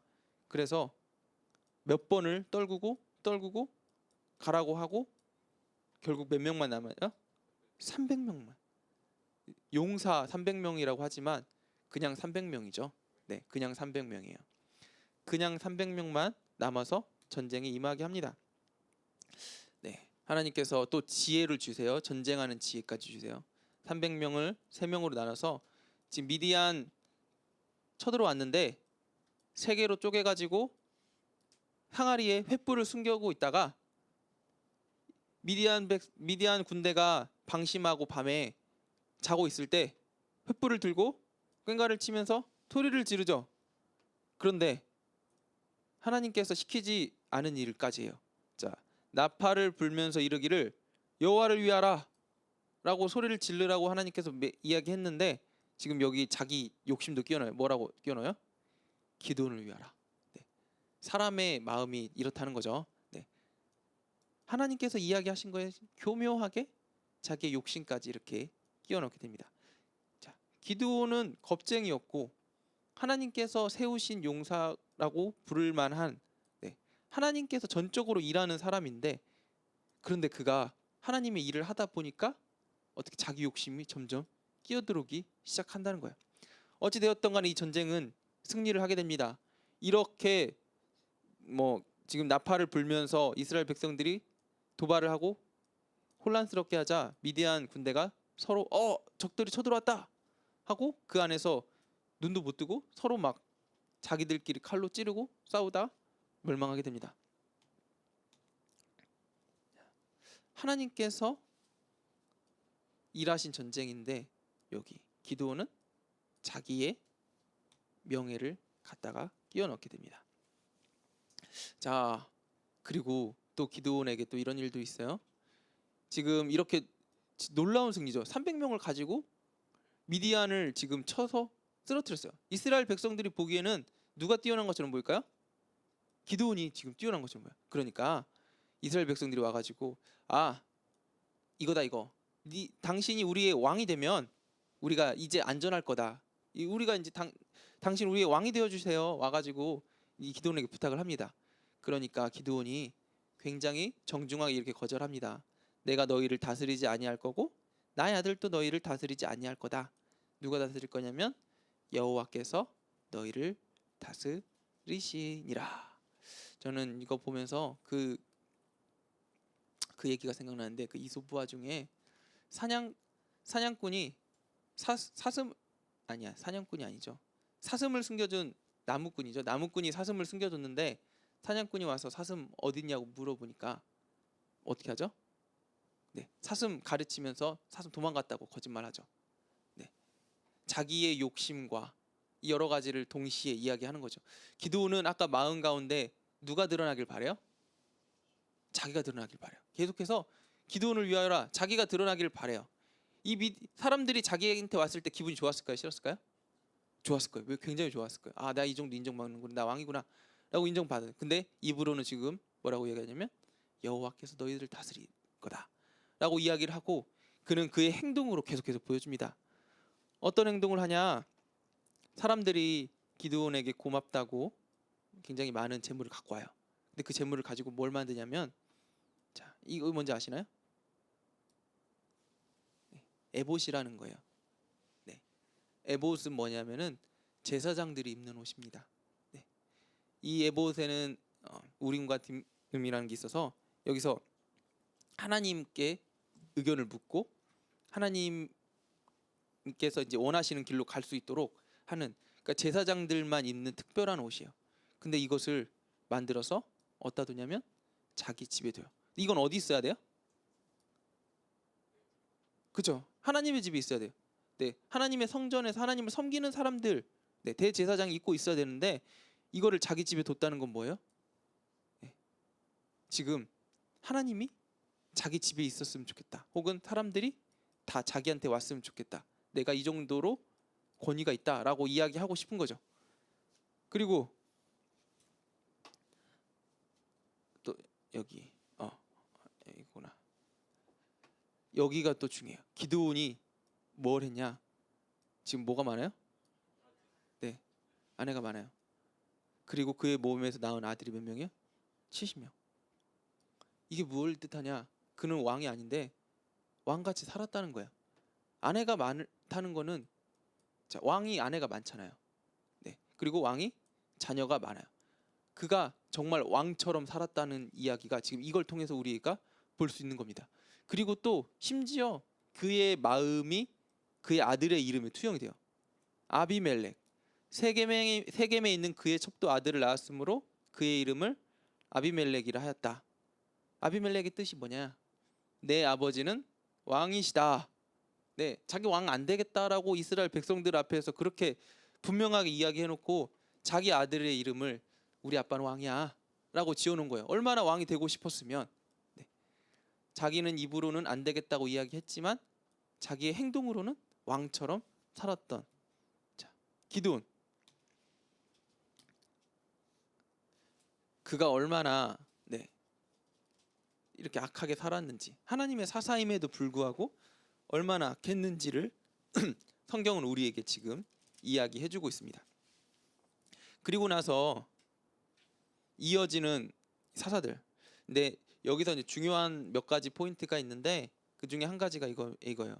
기드온까지는 이스라엘 백성들에게 위험이 쳐들어와서 하나님께서 이 사람들을 세웠어요. 그래서 이 사람들을 불러갖고 세웠는데 여기 돌라부터는 누가 세웠냐? 누가 세웠을까요? 네, 아까 기드온이 왕처럼 살았다고 했잖아요. 그러니까 여기 보면 여기 지금 이 사람들도 자녀들이 좀 많아요. 이 사람들도 왕처럼 살았다는 거예요. 그러니까 인간적인 대물림이 이어진 거예요. 아, 사사가 되면 저렇게 왕처럼 사는구나. 그러니까 나도 사사가 되어야 되겠구나. 그래서 이렇게 될 만한 사람들이 자기가 스스로 사사의 자리에, 그러니까 이게 하나님께서 세우셨다라는 말이 안 나와요, 성경에. 그래서 이들이 사사로 서서 왕처럼 이어지게 된 겁니다. 마치 그 전에는 하나님께서 직접 뽑았다면 여기는 서로 이렇게 자리를 물려주는 것, 대물림이 된 거죠. 사사의 자리가 이렇게 대물림이 되었습니다. 그러다가 돌라 야일까지 대물림이 되다. 아까 말했듯이 여기 이제 소사사 있다가 또 잠깐 대사사 입다의 이야기가 나와요. 자, 입다의 시대 때는 여기 보면은 바알, 아스다롯, 아람, 시돈, 모압, 암몬, 블레셋. 자, 아까 처음에 섬겼던 신은 누구였죠? 바알과 아세라 둘밖에 없었는데 지금 신이 몇 개가 늘어나요? 하나, 둘, 셋, 넷, 다섯. 네. 신들이에요. 그리고 5개 정도가 아니라 신들이 수도 없이 이스라엘 백성들에게 들어오기 시작해요. 이 주변 나라들의 신들이 지금 시간이 지나면서 계속해서 들어오면 들어올수록 어떤 일들이 일어나고 있다는 거예요? 이스라엘 백성들이 점점 더 하나님으로부터 떠나고 그들의 마음이 혼란해졌다. 네. 하나님 앞에 더 심한 악으로 지금 가득 차고 있다. 그래서 하나님께서 이번에는 블레셋과 암몬에게 18년 동안 이스라엘 백성들을 넘겨두십니다. 자, 그래서 이스라엘 백성들이 여호와께 부르짖으니까 하나님께서, 네, 이 입다. 근데 입다는 출생이 길르앗 사람 기생의 아들이었어요. 이 사람은 또 하나님이 세운 게 아니야. 네. 자, 이 사람은 그냥 불량배 중에서 조금 센 불량배, 네, 깡패 중에 대장이 입다였어요. 그러니까 사람들이 와가지고 저 사람 싸움 좀 잘하네. 우리의 사사로 세워야겠다라고 해서 우리의 장관이 되어달라라고 입다에게 와서 사정을 합니다. 그러니 입다가 그 이야기를 듣고 좋아했겠어요? 싫어했겠어요? 네? 좋아했겠죠. 사람들이 자기는 잘하는 게 뭐밖에 없어요? 싸움밖에 없어. 근데 사람들이 와가지고 자기한테 장관이 되어달라고 하고 이스라엘을 다스리는 사사가 되어달라고 하니까 좋았겠죠. 그래서 너무 신났어요. 그런데 그가 이제 잘하는 거는 깡패질이었는데 해야 되는 건 전쟁이야. 그러니까 이제 전쟁에 나가기 전에 불안한 거죠. 그래서 이렇게 이야기합니다. 그가 여호와께 서원하여 이르되 주께서 과연 암몬 자손을 내 손에 넘겨주시면 내가 암몬 자손에게서 평안히 돌아올 때는 누구든지 내 문에서 나와서 나와 영접하는 그는 여호와께 돌릴 것이니 내가 그를 번제물로 드리겠나이다. 굉장히 어떻게 보면 멋있는 말이라고 우리가 착각할 수 있는데 혼란해요. 이거 보면서 굉장히 혼란했어요. 인신제사는 하나님께서 좋아하시는 거예요? 싫어하는 거예요? 싫어하는 거예요. 하나님께서는 인신제사를 절대 원하지 않으세요. 이 인신제사는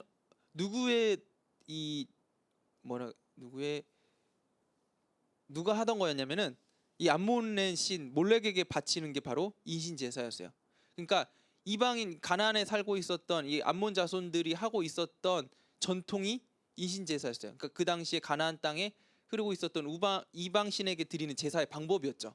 그러니까 지금 이 입다는 하나님에 대해서 알아요, 몰라요? 전혀 몰라요. 여호와에 대해서 전혀 모르고 그가 알고 있었던 것은 이방 신에게 제사 지내는 방법을 알고 있었던 거야. 네. 그러니까 이 입다는 이 여호와는 이름만 알고 실제로는 누구를 섬기고 있었어요? 네. 몰렉을 섬기고 있었던 사람이었어요. 그러니까 그가 이제 원래는 깡패였을 때 그런 사람이었는데 지금 이스라엘 사람들이 대표로 와가지고 여호와 이름을 들먹이면서 우리가 지금 여호와 이름으로 너를 사사로 세웠고 너가 지금 여호와 이름으로 싸워야 된다라고 이야기하니까 이 입다가 한다는 말이 내가 이제 원래는 암몬 신을 섬기는 사람이었는데 내가 이제는 이제 여호와 앞에 이제 섬겨 보겠다. 그러니까 내 암몬 섬기는 방법대로 몰렉 섬기는 방법대로 내가 지금 누구든지 하나님 앞에 여호와 앞에 사람을 제물로 바치겠다라고 되게 무서운 이야기를 한 겁니다. 근데 비극이 일어나죠. 전쟁에서 하나님께서 승리하게 하셨어. 그리고 돌아왔는데 가장 처음 문에서 나와 영접하는 사람이 누구예요? 네, 자기 딸. 하나밖에 없는 자기 딸을 또 하나님께서 이런 상황을 만드셨어요. 얼마나 안타까운 일이에요. 하나님께서 또 원하시지 않는 일이었고 그리고 심지어 하나님께서 이 바치고 돌아왔을 때 이 입다의 이 소원조차도 하나님께서 사실은 제가 생각했을 때는 별로 신경 쓰지 않으셨을 것 같아요. 근데 입다는 그런 걸 전혀 모르니까 하나님을 모르니까 자기의 사랑하는 딸도 바쳤어요. 네. 이게 하나님을 모르는 사람들에게 일어나는 비극인 거죠. 네. 우리가 성경을 잘 알지 못하고 하나님에 대해서 알지 못하면 이런 입다 같은 비극을 겪을 수밖에 없어요. 하나님께서 원하시지 않는데 하나님께서 원하시는 것처럼 마치 우리가 그런 거죠. 금식이나 금식을 하나님께 싫어하신다는 건 아닌데 마치 100일 금식하고 1000일 금식하고 막 몸 상해가면서 밤새 며칠 동안 기도를 하고 이러면은 우리의 어떤 노력 때문에 하나님께서 들어주실 것처럼 그거는 우리나라의 전통적인 신앙이죠. 새벽에 정화수 떠놓고 기도하는 그 신앙과 하나님께 기도하는 신앙이 합쳐져 가지고 절묘하게 그렇게 바뀌었는데 하나님께서는 사람의 마음은 보시지만 그런 어거지적인 열심은 제가 생각했을 땐 기뻐하지 않으시는 것 같아요. 우리의 중심 가운데 하나님이 돌아오는 건 기뻐하시지만 그렇게 몸 상해가면서 그런 거는 하나님께서 기뻐하시지 않는 것 같아요. 그런데 그런 걸 모르고 내 몸 축나도 하나님께서 내 소원만 들어주시면 좋겠다라는 어떤 그런 일념하에 우리가 그런 잘못된 일들을 많이 하곤 합니다. 근데 이런 것뿐만이 아니라 우리가 이런 잘못된 세상적인 신앙과 우리의 어떤 욕심과 결탁돼서 하나님 앞에 이런 잘못된 제사들을 드릴 때가 굉장히 많은데, 그래서 우리가 성경을 공부해야 되고 하나님께서 어떤 분이신가, 얼마나 선한 분이신가를 알아야 되는 이유가 바로 여기 있는 것 같습니다. 네.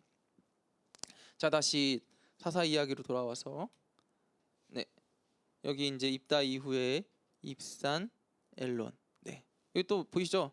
아들 30명, 딸 30명, 또 심지어 모두 이방 결혼도 시켰어요. 네, 엘론 아들 몇 명? 40명, 손자 30명, 어린 낙이 70마리를 탔대요. 이게 뭐냐?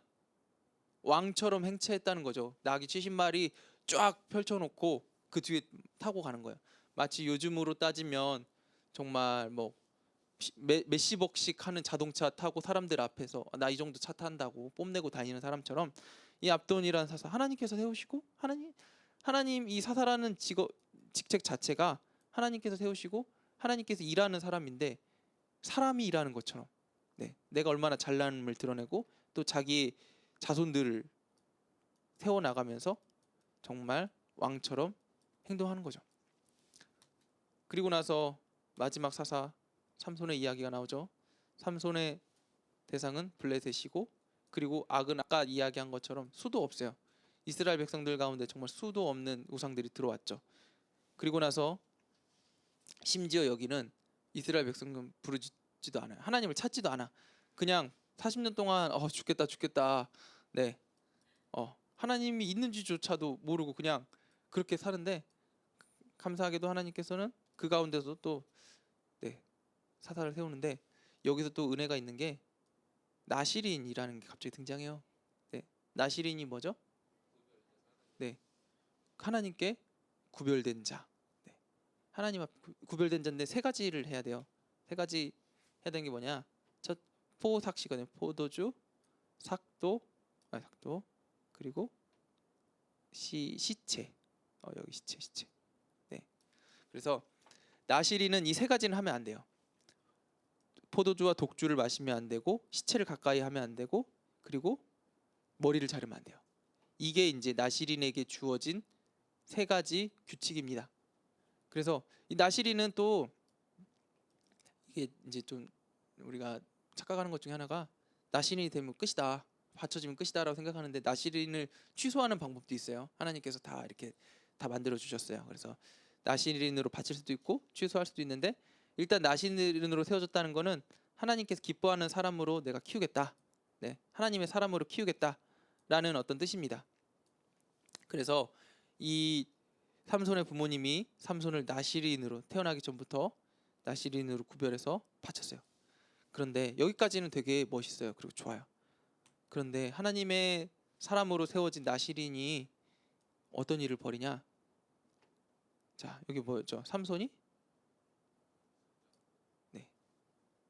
하나님께서 부정한 것을 가까이 가지 말라고 했는데, 이 사자 몸에 있었던, 자기가 잡았던 곳에 꿀이 벌들이 날아와서 꿀을 만들어놔요. 그러니까 삼손이 그냥 거리낌 없이 가서 내가 전쟁하기 전에 이거 먹고 힘을 내서 싸워야겠다라고 꿀을 먹고, 그리고 술은 기본으로 잘 마시고, 네, 그리고 나중에 들릴라와의 어떤 사이 가운데서 자기의 비밀까지 드러내게 되죠. 네. 하나님께서 하지 말라는 거는 다 했어요. 이게 뭘 뜻하냐? 하나님을 두려워했다, 두려워하지 않았다? 두려워하지 않았다. 하나님의 사람 나시린으로 세워졌지만 그는 자기에 대한 정체성이 전혀 없었어요. 단지 영광, 이게 하나님의 사람이다, 하나님의 그것만 취했지, 하나님께서 말씀하신 어떤 책임은 하나도 지지 않은 사람이 바로 삼손이라는 거죠. 그런데 이게 삼손의 문제가 아니라 그 당시의 사람들의 인식을 보여주는 거죠. 나시린으로 세웠지만 그의 부모님이라도 말렸어야 됐어요. 네, 교육하고 내가 너를 나시린으로 세웠으니까 넌 이렇게 살아야 돼 라고 계속해서 이야기해야 되는데, 그의 부모님은 그에게 그런 얘기를 했는지 안 했는지 성경에 나오진 않았지만 제가 생각했을 때 몇 번 하다 말았을 것 같아요. 네, 끝까지 그를 책임지고 했었어야 되는데 그냥 그가 그렇게 살도록 놔두게 되었어요. 그랬는데 하나님은 그런 삼손을 통해서도 일하시죠. 네, 삼손, 부족한 삼손마저 사용하셨어요. 자, 이건 너무 잘 아니까 제가 그냥 넘어가도록 할게요. 삼손 이야기는 뭐 다 잘 아시죠? 네, 머리카락 자른 이야기. 결론만 말씀드리면 마지막 사실상 이 사사기에 나오는 마지막 사사가 삼손인데 이 삼손을 통해서 우리가 또 은혜를 받을 수 있는 거는 이런 거죠. 하나님께서는 하나님의 사람을 그 누구도 버리지 않는다는 거, 끝까지 돌보신다는 거. 그래서 삼손이 여호와께 부르짖어 이르되 주 여호와의 구원이 나를 생각하옵소서. 그래서 하나님께서 삼손을 통해서 또 블레셋 사람에게 그의 사명을 감당할 힘을 마지막까지 허락해 주십니다. 혼란하고 어두운 세상 가운데서도 하나님은 끝까지 하나님의 사람들에게 역사하시고 함께 하십니다. 자, 그리고 사사기에 흐르는 가장 대표적인 마인드가 있다면 바로 이거죠. 그때 이스라엘의 왕이 없으므로 사람이 각기 자기 소견에 오른 대로 행하였더라. 왕은 누구죠?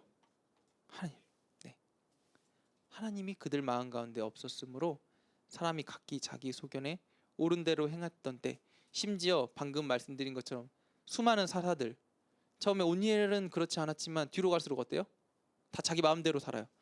기드온 이후의 사사들은 하나님의 사람들임에도 불구하고 왕으로 세워지지 않았는데도 스스로 왕이 되어서 왕과 같이 자기 마음대로 자기 소견에 옳은 대로 행합니다. 자, 그리고 아까 빨리 잠깐 넘어갔던 게 17장부터 이야기 잠깐 들려드릴게요.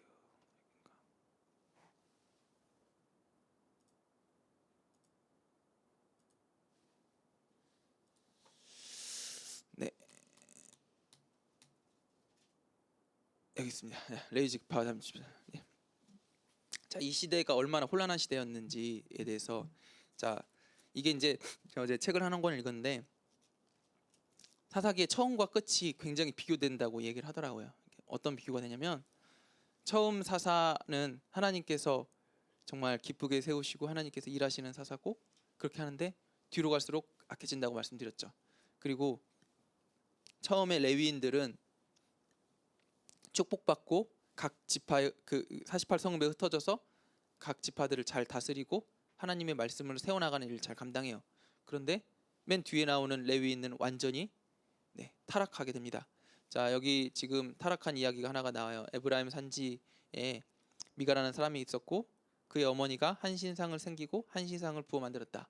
여기서 이제 신상은 누구였냐면 바알과 아세라, 이방 신상이었겠죠. 그리고 그 신상이 미가의 집에 있더라. 그리고 그 사람 미가의 집에 신당이 있으므로 그가 에봇과 드라빔을 만들고 한 아들을 세워 그의 제사장으로 삼았더라. 원래 에봇은 만들면 돼요, 안 돼요? 안 돼요. 에봇은 누구만 입는 거라고요? 제사장들만. 네, 대제사장만 입는 옷이 에봇이에요. 그러니까 에봇은 아무데나 있는 게 아니라 하나님의 성전에만 있어야 되는 옷입니다. 그런데 그 에봇이 어느 때부터 생겼을까요? 아니요. 아까 지금 개인이 이제 만들 수 있었어요. 아까 기드온. 네, 기드온이 자기 집에 에봇을 만든 다음부터 사람들의 인식 가운데 그래? 에봇? 네, 우리도 가질 수 있구나 라는 생각이 아마 제가 생각했을 때 만연했을 거예요. 아, 기드온만 가질 수 없지, 우리도 누구나 돈 많으면 만들 수 있구나 라는 어떤 그게 허용이 되기 시작하니까 지금 오늘 여기 미가의 집에 에봇이 들어와요. 이 드라빔은 어디서 나오죠? 야곱 기억나시죠? 예, 야곱이 삼촌 라반의 집에서 도망갈 때 라헬이 자기 아빠가 정말 아끼는 이 드라빔 우상이에요. 네, 그 집안 그 지역 지방 우상인데 이것도 또 그 드라빔에 놓고 이제 또 소원 같은 걸 비는 그런 우상인데 이걸 또 만들었어요. 에봇도 만들고 드라빔도 만들고 신상 두 개도, 네, 바알과 아세라 신상. 혼란하죠. 신상 한 집에 지금 신들이 몇 개가 있어요. 엄청 많아요. 그리고 또 그 아들을 세워서 그의 제사, 이 한 아들은 누구냐면은 레위인이었어요. 레위인.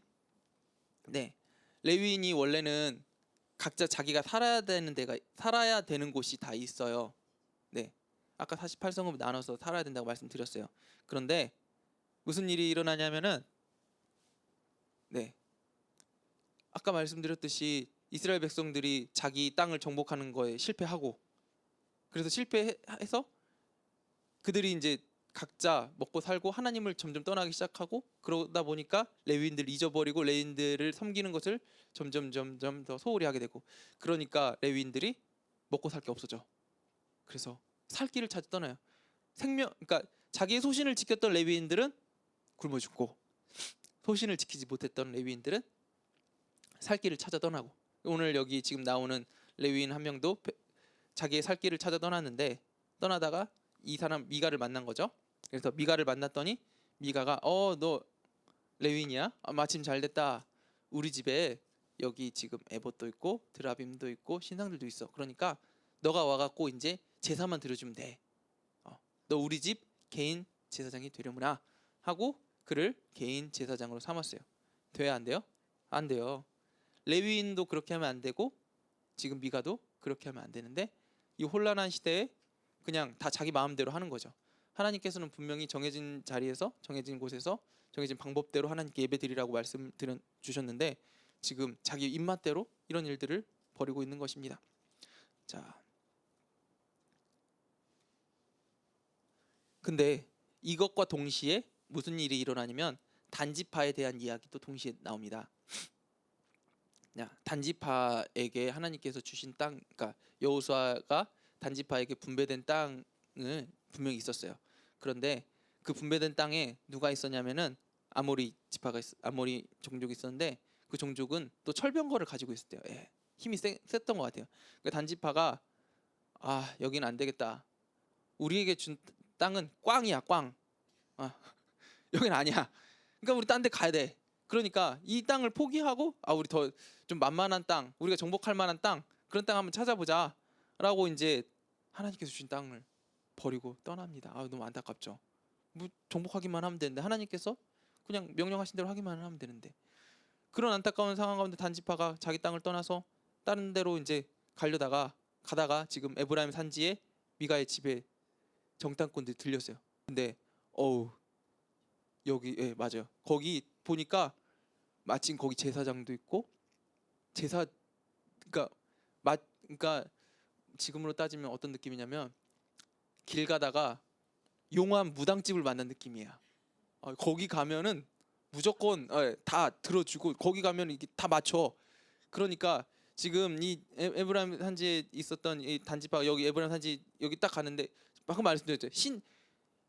바알 아세라 에봇, 드라빔 막 아무거나 물어봐도 다 될 것 같아. 그리고 심지어 제사장도 있어. 그러니까 여기 가서 물어보면 우리가 이제 어디 가면 좋은 땅을 얻을지, 거기 가면 우리가 이길지 질지 물어볼 수 있겠구나 하고 딱 가서 물어봐서 물어봤어요. 그러니까 이 레위 지파 이 게르솜의 아들 요나단이 거기 가면은 전쟁에 승리할 거고 거기 가면 좋아요라고 찍어줍니다. 그러니까 단지파가 그 이야기대로 가서 봤더니 되게 좋아. 우리 여기다. 그래서 다시 이제 집으로 돌아가서 단지파 모든 사람들을 불러 모아놓고 우리가 이제 거기 가면은 좋은 땅을 얻을 수 있습니다. 그래서 땅을 얻으러 갑니다. 그래서 가다가 이제 어떤 생각이 드냐면은 그래? 우리 에브라임 산지 들렸을 때 지금 저기 요나단이라는 제사장 그 미간의 집에 갔을 때 거기서 점을 봤는데 그 점 좀 유용해. 그러니까 그 무당 우리가 데리고 가서 같이 우리 지파의 이 무당으로 삼으면 좋겠다. 그러니까 우리 지파의 제사장으로 삼으면 좋겠다라고 이 단지파 사람들이 이 생각을 한 거죠. 그래서 미간의 집으로 가서 약탈을 해요. 네, 진짜 너무 혼란합니다. 정상적으로 한 것도 아니고 가자마자 그들이 지금 군대잖아요. 군대. 단지파 모든 깡패들이 다 이 집에 몰려가가지고 그 집에 있었던 좋아 보이는 우상 신들, 바알과 아세라 신상 그리고 에봇, 드라빔을 다 뺏어서 가져가고 그리고 거기에서 제사장으로 섬기고 있었던 요나단에게 딜을 합니다. 자, 생각해봐. 너가 지금 이 집의 제사장으로 있는 것과 우리 지파의 제사장으로 있는 것 어떻게 뭐가 더 낫겠어? 자, 누가 생각해도 이거는 승진이잖아. 네, 개인 집의 제사장과 한 지파의 제사장. 네, 누가 봐도 승진이잖아요. 그래서 이 지금 딜에 게르솜의 아들 요나단 그 사람이 지금 딜한 거죠. 아 그래 좋아. 내가 그러면은 거기 갈게. 너희 지파의 제사장 하게 해줘. 그래서 같이 올라가게 됩니다. 그래서 이 라이스까지 올라가서 이곳에서 그들만의 세상을 만들게 되죠. 자, 지금 단지파가 잘못한 게 수도 없이 많은데 몇 가지만 뽑자면 일단 하나님께서 주신 기업을 어떻게 했어요? 버렸어요. 그리고 하나님의 제사장을 누구 마음대로 서요? 자기들 마음대로 서요. 네. 이게 지금 그들이 했던 중요한 잘못이에요. 그래서 여기 보시면 요한계시록 7장 하나님의 사람들의 누구의 명단이 없어요? 단지파의 명단이 없어요. 네, 하나님의 기업을 버렸다는 것은 하나님의 백성이 되기를 거부했다는 거죠. 네. 이런 일들이 지금 사사기에서 굉장히 흔하게 일어났던, 하나님께서 선택하시고 하나님께서 세우신 12지파의 하나라는 단지파가 지금 이런 안타까운 현실에 이르게 된 겁니다. 네, 이것도 우리에게 또 많은 교훈을 주죠. 네, 어떤 교훈이냐? 하나님의 선택을 받았고, 네, 하나님의 뜻대로 사는 사람이라도 이 정말 하나님을 제대로 알지 못하고 배교하게 되면 네, 하나님을 떠날 수밖에 없다. 네, 그러니까 하나님 앞에 날마다 잘 서 있어야 된다라고 우리가 이제 또 생각할 수 있겠죠. 자, 또 다른 이야기, 또 혼란한 이야기가 하나 더 나와요. 레위인과 베냐민 대전. 자, 그 사사기 19장 1절에 보면 이런 얘기가 있어요. 에브라임 산지 구석에 거류하는 어떤 레위 사람이 유다 베들레헴에서 첩을 맞았다. 네, 레위 사람이 첩을 맞았다. 되게 이상하죠. 네, 일단은 이것도 이상해요. 근데 뭐 여기까지는 조금 그런다고 쳐주죠. 네. 그런데 이 레위 사람이 맞은 첩이 이 레위 사람이랑 싸워서 집을 나가요.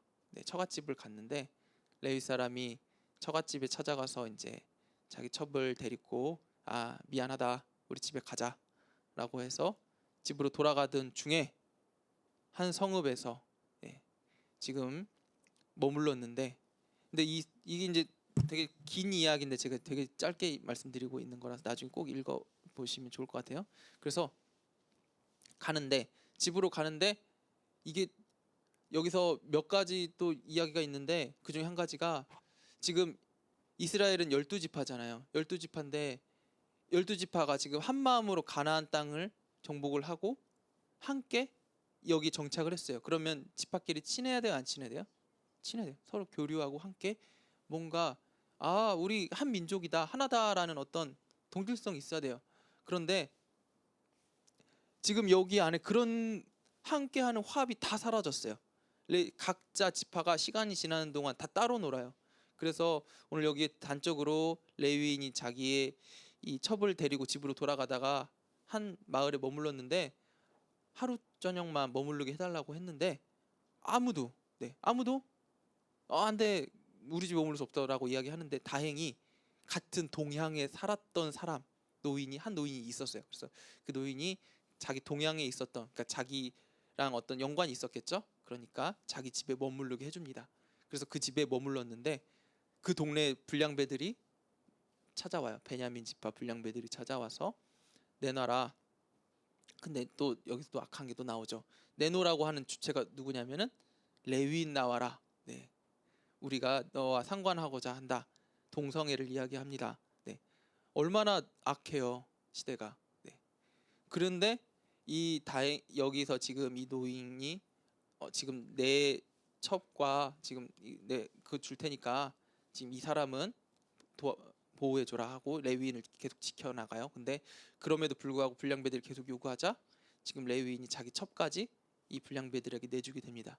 밤새도록 괴롭힘을 당한 첩이 돌아와서 죽게 되자 레위인이 어떤 일을 하냐?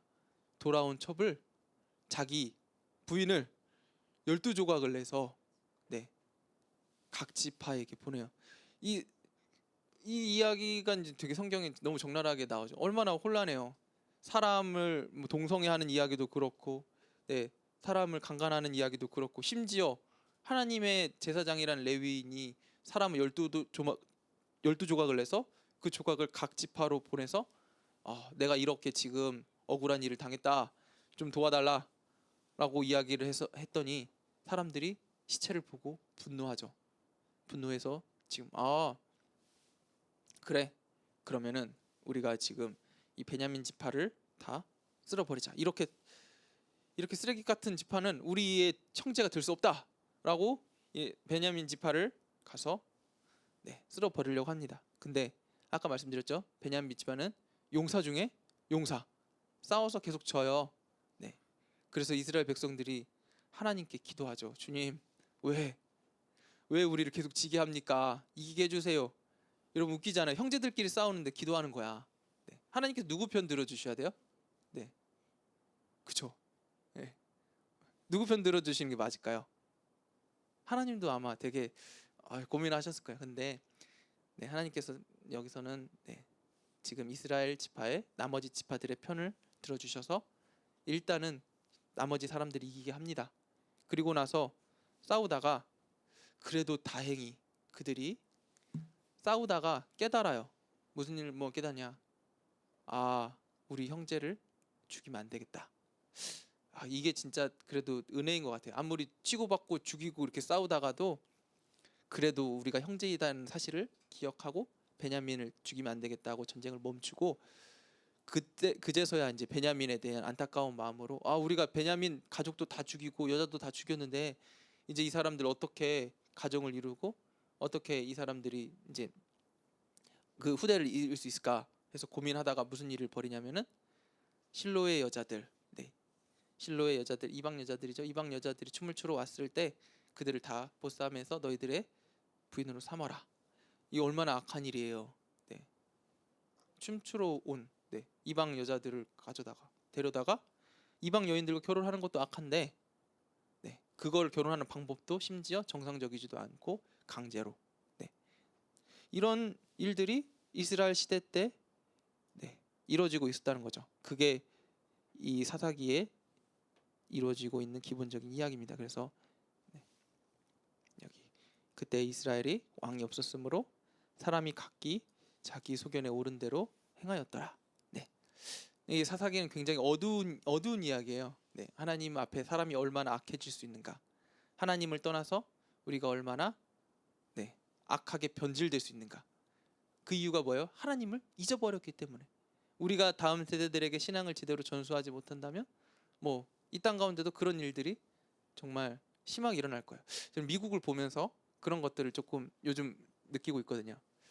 지금 미국은 어떻게 세워진 나라예요? 하나님의 사람들이 하나님의 이름으로 그곳에서 새로운 나라를 세웠는데 그 안에서 물론 악한 일도 있었지만 결국에는 그 안에 선한 본질을 가지고 세웠어요. 그래서 90년대, 80년대 영화들을 보면은 되게 마음이 따뜻해지고 하나님의 선한 이야기들이 굉장히 그 문화 가운데 흐르는데 요즘 헐리우드 문화는 어떤가요? 음란하고 악하고 잔인하고 폭력적이고 그리고 그런 일들이 영화에서만 일어나는 게 아니라 그 현실 가운데 일어나요. 제가 최근에 들었던 일 중에 하나는 뉴욕이 얼마나 악한 도시인가. 거기 가면은 정상적인 사람들도 악해질 수밖에 없다라고 이제 누군가 이야기를 하더라고요. 돈과 음란과 여러 권력과 여러 가지가 상충되어서 얼마나 세상 가운데서 그 악함을 보여줄 수 있는지를 정말 적나라하게 보여준 도시 중에 하나가 바로 그곳이다라고 저한테 누가 얘기를 했는데 하나님을 떠난 하나님을 잃어버린 자녀들이 얼마나 그렇게 악해질 수 있는가를 이 세대에서도 분명하게 보여주는 겁니다. 우리나라도 마찬가지인 것 같아요.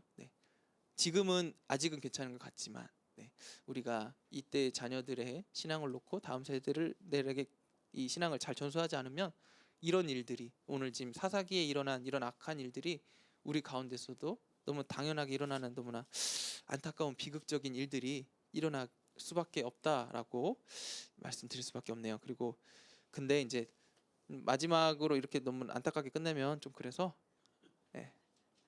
여기 사무엘 이제 다음 주에 이제 사무엘 왕 단일 왕국 시대 들어갈 때 희망을 제가 얘기할 건데 그 희망에 가기까지 2명의 여자가 나와요. 그 중에 한 명의 여자 오늘 잠깐 얘기를 할 건데 한 명의 여자 룻입니다. 룻.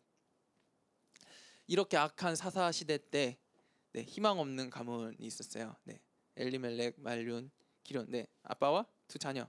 네, 그리고 남은 모압의 두 며느리. 나오미라는 여자에게 남편이 있었고 사랑하는 두 아들이 있었는데 그렇게 함께 기근이 들어서 다른 나라로 이주를 했는데 이주해서 어떤 일이 일어나냐면 가족들이 다 죽어요. 네, 그 집안의 남자가 다 죽어.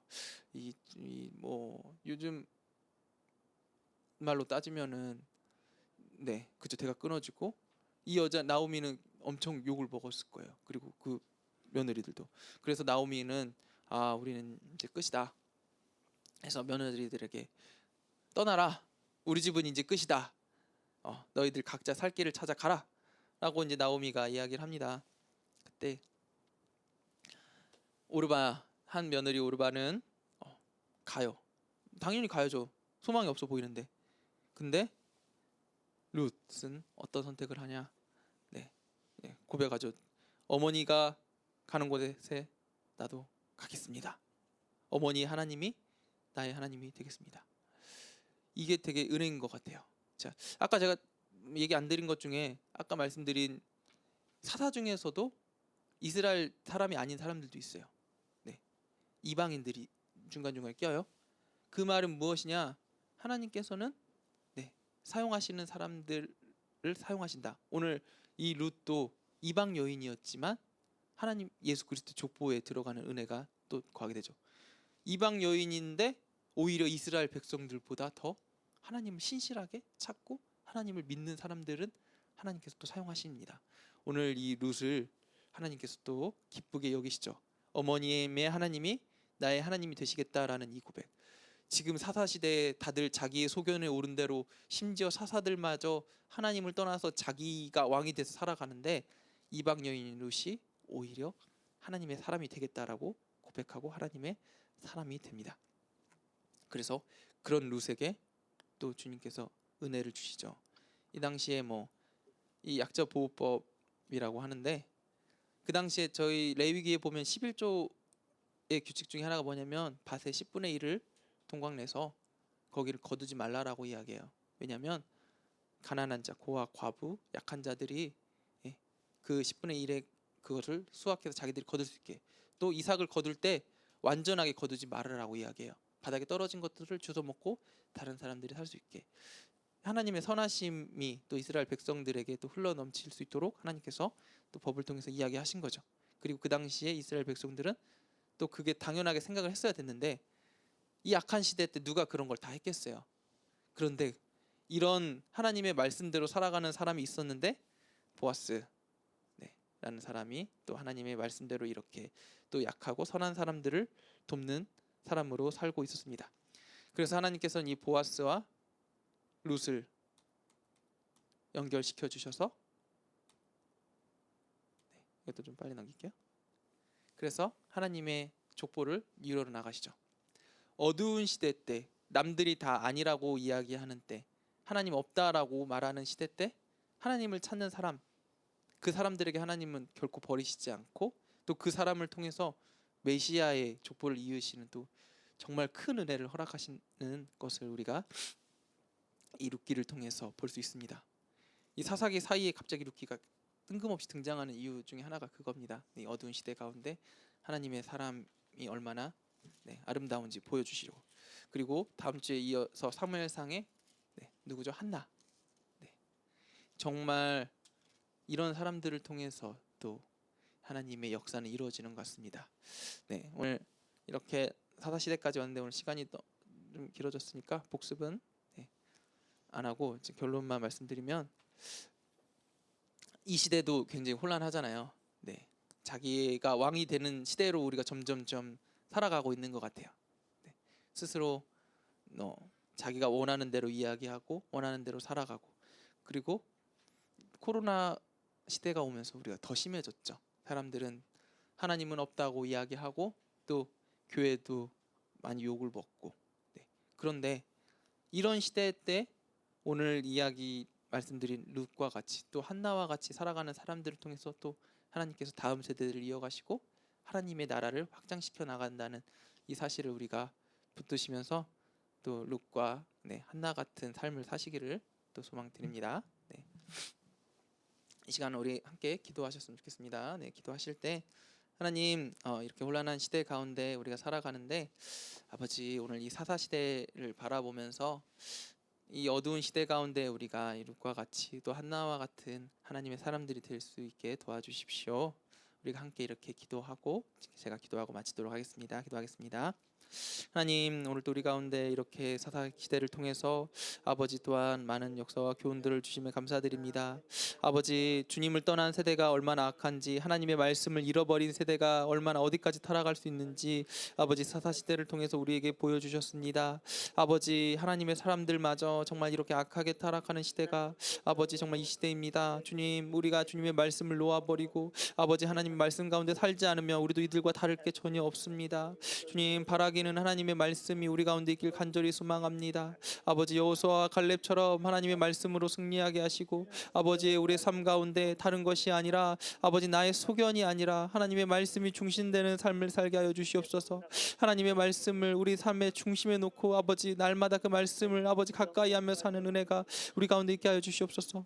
아버지 정말 그로 말미암아 주님께서 기뻐하시는 사람 오늘의 이 룩과 아버지 한나와 같은 사람이 아버지 우리가 되기를 간절히 소망합니다. 아버지 양평동 교회가 아버지 정말 그런 교회가 되게 도와주시고 아버지 이 교회가 지금 이 어둠 가운데 빛이 되고 소망이 되고 소금이 되는 아버지 정말 그런 교회가 될 수 있도록 주님 인도하시고 함께하여 주시옵소서. 아버지 오늘 또 함께 공부하시는 아버지 모든 많은 집사님들 권사님들 아버지 주님께서 기억하여 주시고 함께하여 주셔서 아버지 정말 그 은혜가 아버지 우리 가운데 족할 수 있도록 주님 도와주시옵소서. 하나님 함께 주셔서 소망합니다. 주님. 아버지 오늘 또 우리가 이 아침에 이 사사기를 통해서 하나님을 떠난 세대가 얼마나 악할 수 있는지 다시 한번 보았습니다. 아버지 이것을 타산지석 삼아서 아버지 우리가 주님 앞에서 이 말씀으로부터 떠나지 않게 하시고 하나님의 말씀을 더욱 가까이 하는 우리들이 될 수 있도록 주님 도와주시옵소서. 세상이 너무 악하고 혼란스럽고 하나님이 없는 것처럼 보일 때마저 아버지 우리가 하나님을 놓지 않게 하여 주시고 아버지 정말 그 말씀을 쫓아 빛과 소금의 역할을 잘 감당하며 살아가는 아버지 우리들이 될 수 있도록 정말 우리 양평동 교회가 될 수 있도록 주님 함께하여 주시옵소서. 또 한 주간을 주님의 말씀 안에서 살 수 있도록 우리를 도와주시길 간절히 소망하며 예수님의 이름으로 기도합니다. 아멘. 네, 감사합니다. 네, 목사님 수고하셨습니다. 네, 긴 시간 동안 또 강의 듣는 데 수고 많으셨습니다. 네, 감사합니다. 수고하셨습니다.